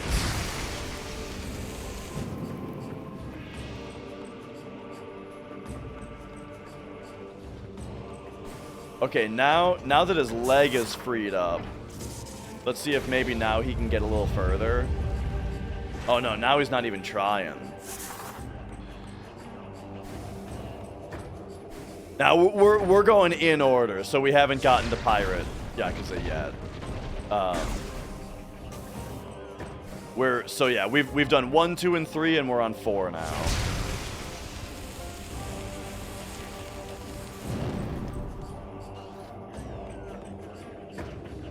And then on Steam Deck, you know, I'll let her answer. But you know, she's been playing Clover Pit a lot.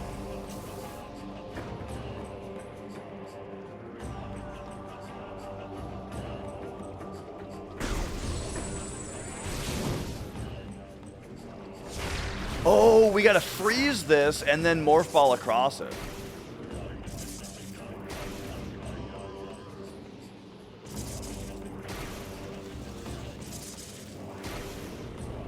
This game's been fun so far.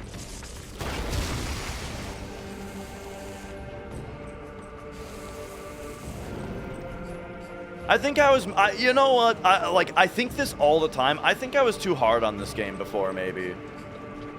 And that's actually why, like, if you ever hear me talk about games that I don't resonate with or that I don't like very much, I very rarely will just say that a game is bad. You know, I'll always say, like, it's just not for me. And then even so, I also really don't like, I don't like discouraging other people from playing games, you know? I'd rather people... I love encouraging someone to play a game. Like, if I can get someone to play Hollow Knight or FF7 or something, I think that that's great. I really don't like, discouraging people from playing a game, you know? Anyway, ultimately, though, what I'm getting at... Ooh, this, we probably just blast it right here. This is Prime 3. Yeah, there we go. Kind of what I'm getting at, though, is also, I usually, if I'm not super into a game, instead of thinking that it's bad, what I often say is, I need to try it again, you know? I need to give it another shot.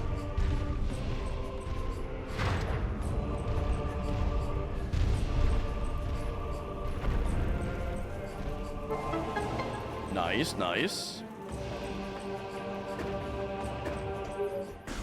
Because so far, I'm really liking this. We have uncovered more information regarding your condition. It appears that once activated, the unique phazon inside your body overreacts after several seconds. We did not foresee this problem when we gave you the PED, and unknowingly, we put you in grave danger. Yeah, we know all this. We are sorry. Funny that I started to really, like, I started to praise the game a whole bunch, and now they're doing the thing that I don't like in it, which is to yak at me. Please be aware that it will not be possible to counter Dark Samus without the PED. Sure. You must be careful in using it. Yeah, I know. In the meantime, we will continue to investigate this unique phazon. I figured you would. Okay.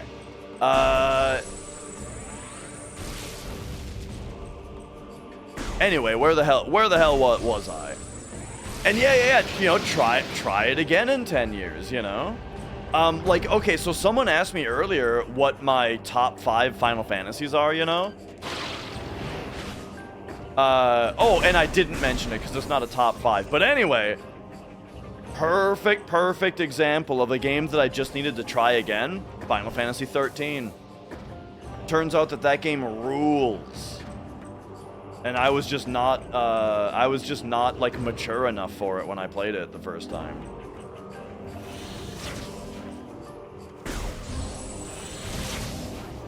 I hear a power-up down here. Aha!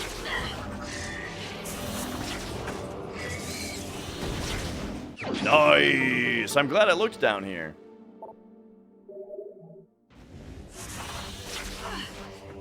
What are you doing? Get out of here.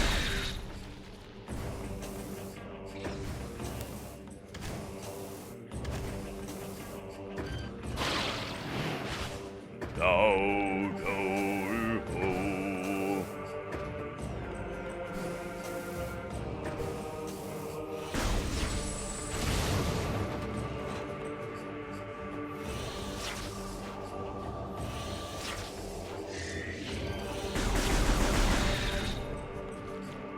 Okay.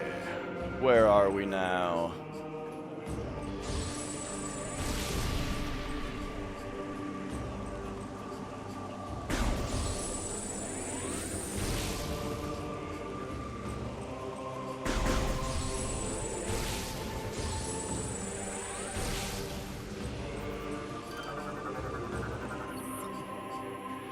Aged gel crystal appears invulnerable to weapon fire. Does it now? What about this one? Ah, that one's vulnerable.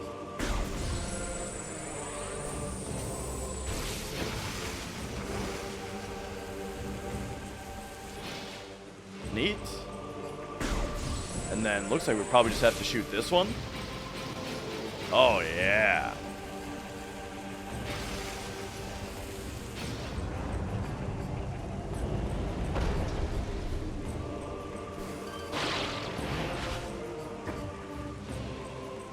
Got 1 and 2 on GameCube, Trilogy, and the remake on Switch. Yeah. Personally, I would recommend playing the original 2 on GameCube. I think that those games, they were made for the GameCube controller, you know? And playing them with the Wii controls just doesn't feel right. This one with the Wii controls, though, you know, it's made for it, and it's pretty fun.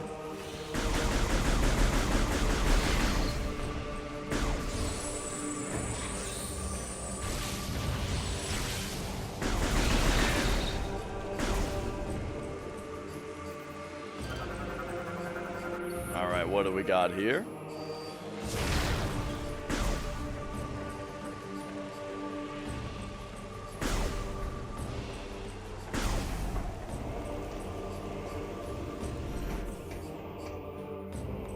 Big room.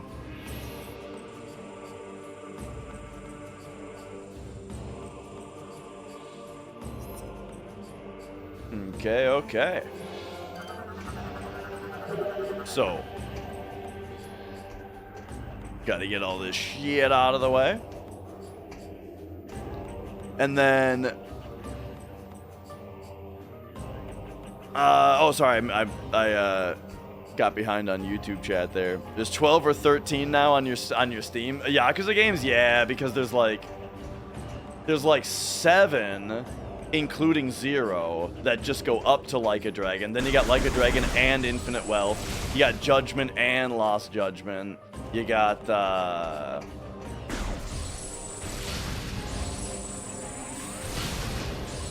pirate one. Hostile life forms detected. Initiating security lockdown. The aim control. So the thing is that, like, in the original 2 games on GameCube, you can just lock on to dudes, right? In this one, even when you're locked on, you have to aim at them. So it's a lot more involved.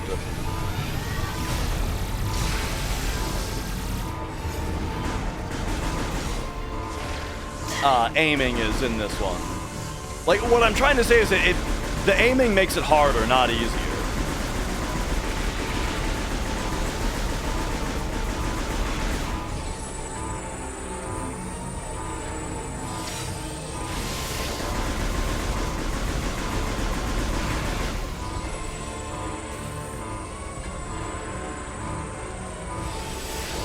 Oh! Ah.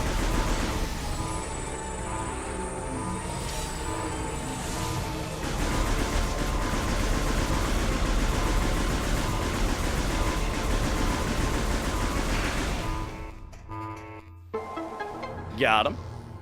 Oh yeah, so the zombie one isn't on PC though, I don't think. Yeah. Yakuza Dead Souls. That one's actually kind of expensive nowadays, I think. It's kind of rare.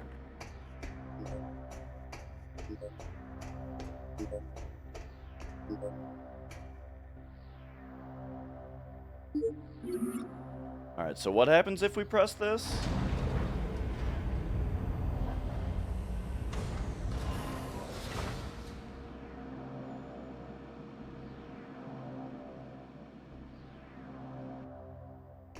Okay.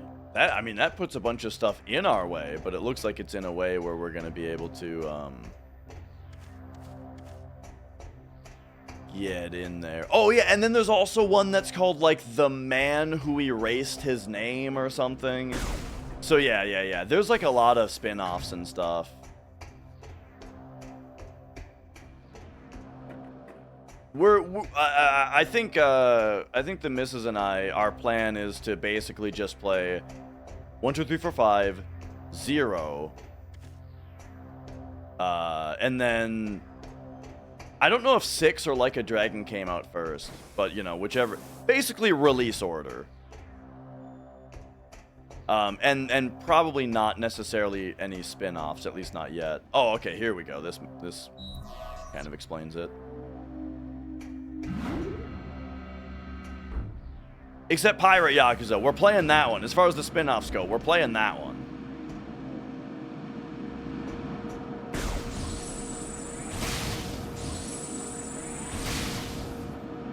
Okay, we got the intake right here. Whoa!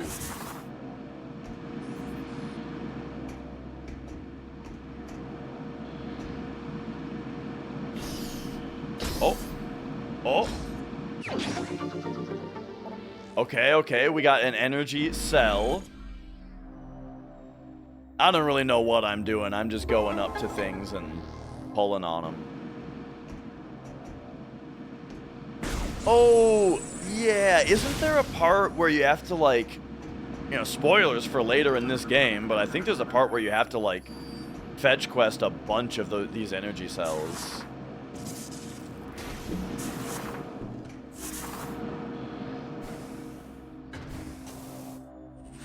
And it's probably totally fine. As in, like, a lot of people complain about fetch quests just on the nature of, like, it's a fetch quest. I heard that those are bad, but, you know. A lot of the time, they're fine.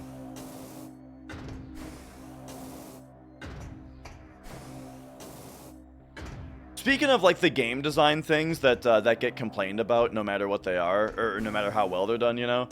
You know what game had really good escorts stuff in it, I felt like? Doom 3.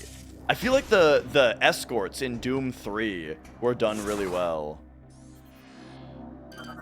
I don't even remember exactly why.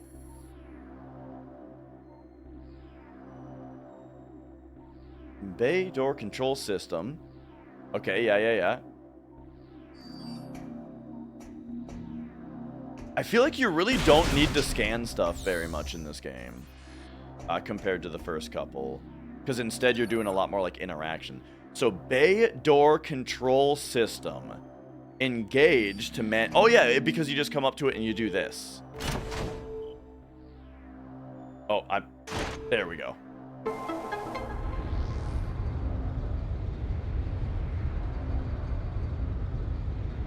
Ah, so now we can put the shit back down and then land the ship.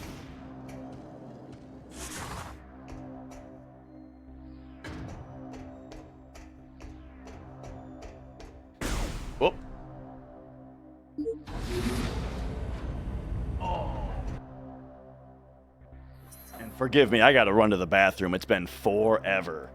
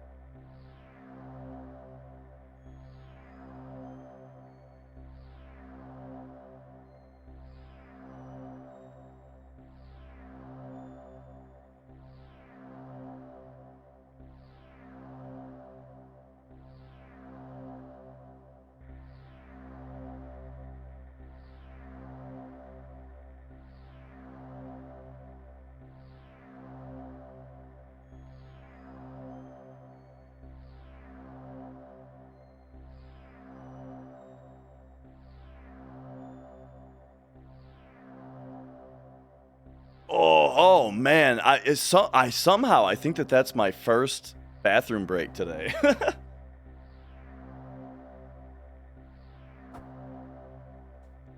Okay. All right. But basically, I was thinking to myself, like, all right, once this ship comes down, I can save the game, and then it's 10 o'clock. Which is, you know, generally time where we're about done. And so the anticipation of me getting a save point here, my bladder was like, nah, bro, like, It's now or never.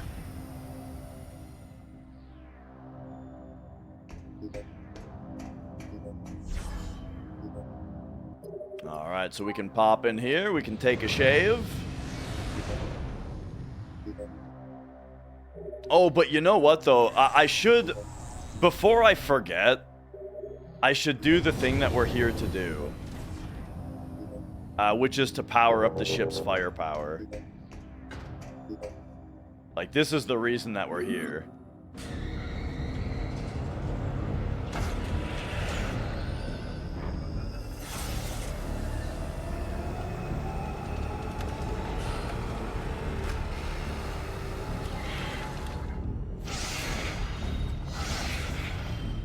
Nice. All right, pretty cool. Tabletop RPGs, the closest, basically no. The closest thing is, my buddy has the board game, the physical version of Slay the Spire, and that's super fun. We've done some physical Slay the Spire. But yeah, I've tried to play Dungeons and Dragons. It usually happens where it's like, it takes like 3 hours for everyone to create their character, and then we have one round, and then we never get back together to play it again, you know? That's what's happened like the like 3 times that I've tried. But you know, it's not super my thing anyway. But yeah, there is also I was talking about it earlier. There's a game called Blood on the Clock Tower that is like it's like a social deduction game. It's not really one of those like persistent campaign make a character things. It's really just like one of those kinds of things. But that game's really fun. I've been enjoying that. Other closest thing to that kind of thing is I did play a lot of Magic the Gathering at one point. I loved Magic for a while. And all right. I think here, what if we we do have an options menu here. Controls.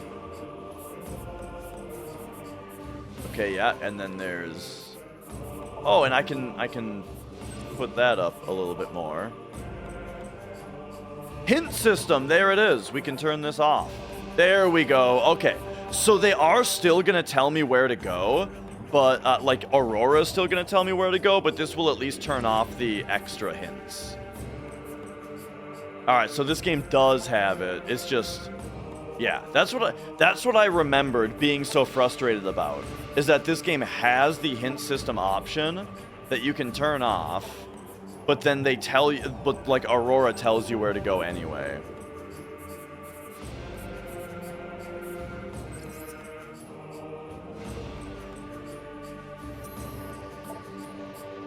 Alright. And then I was hoping for like a return to menu option, you know. Oh yeah, there it is. Just the one that you'd expect.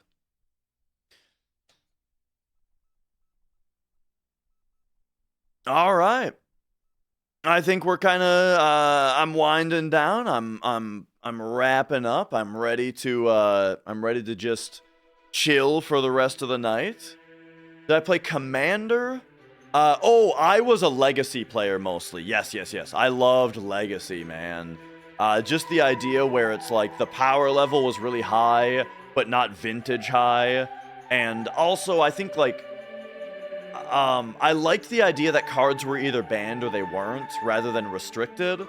So yeah, for these reasons, I was big into Legacy. I played a lot of Grixis Delver.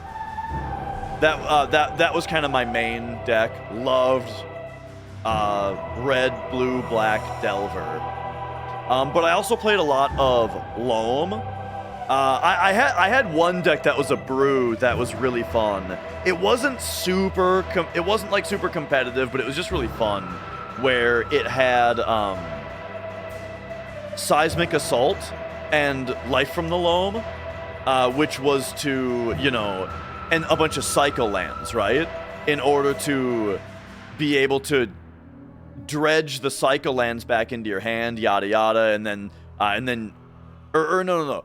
You dredge loam into your hand, loam your cycle lands, get card draw from your cycles, all that kind of stuff, and then you play Seismic Assault then, which then lets you shoot things. But then also I just had some fun stuff in the deck. Like I had Bloodbraid Elf in there, because Bloodbraid Elf can cascade into loam or Seismic Assault or something.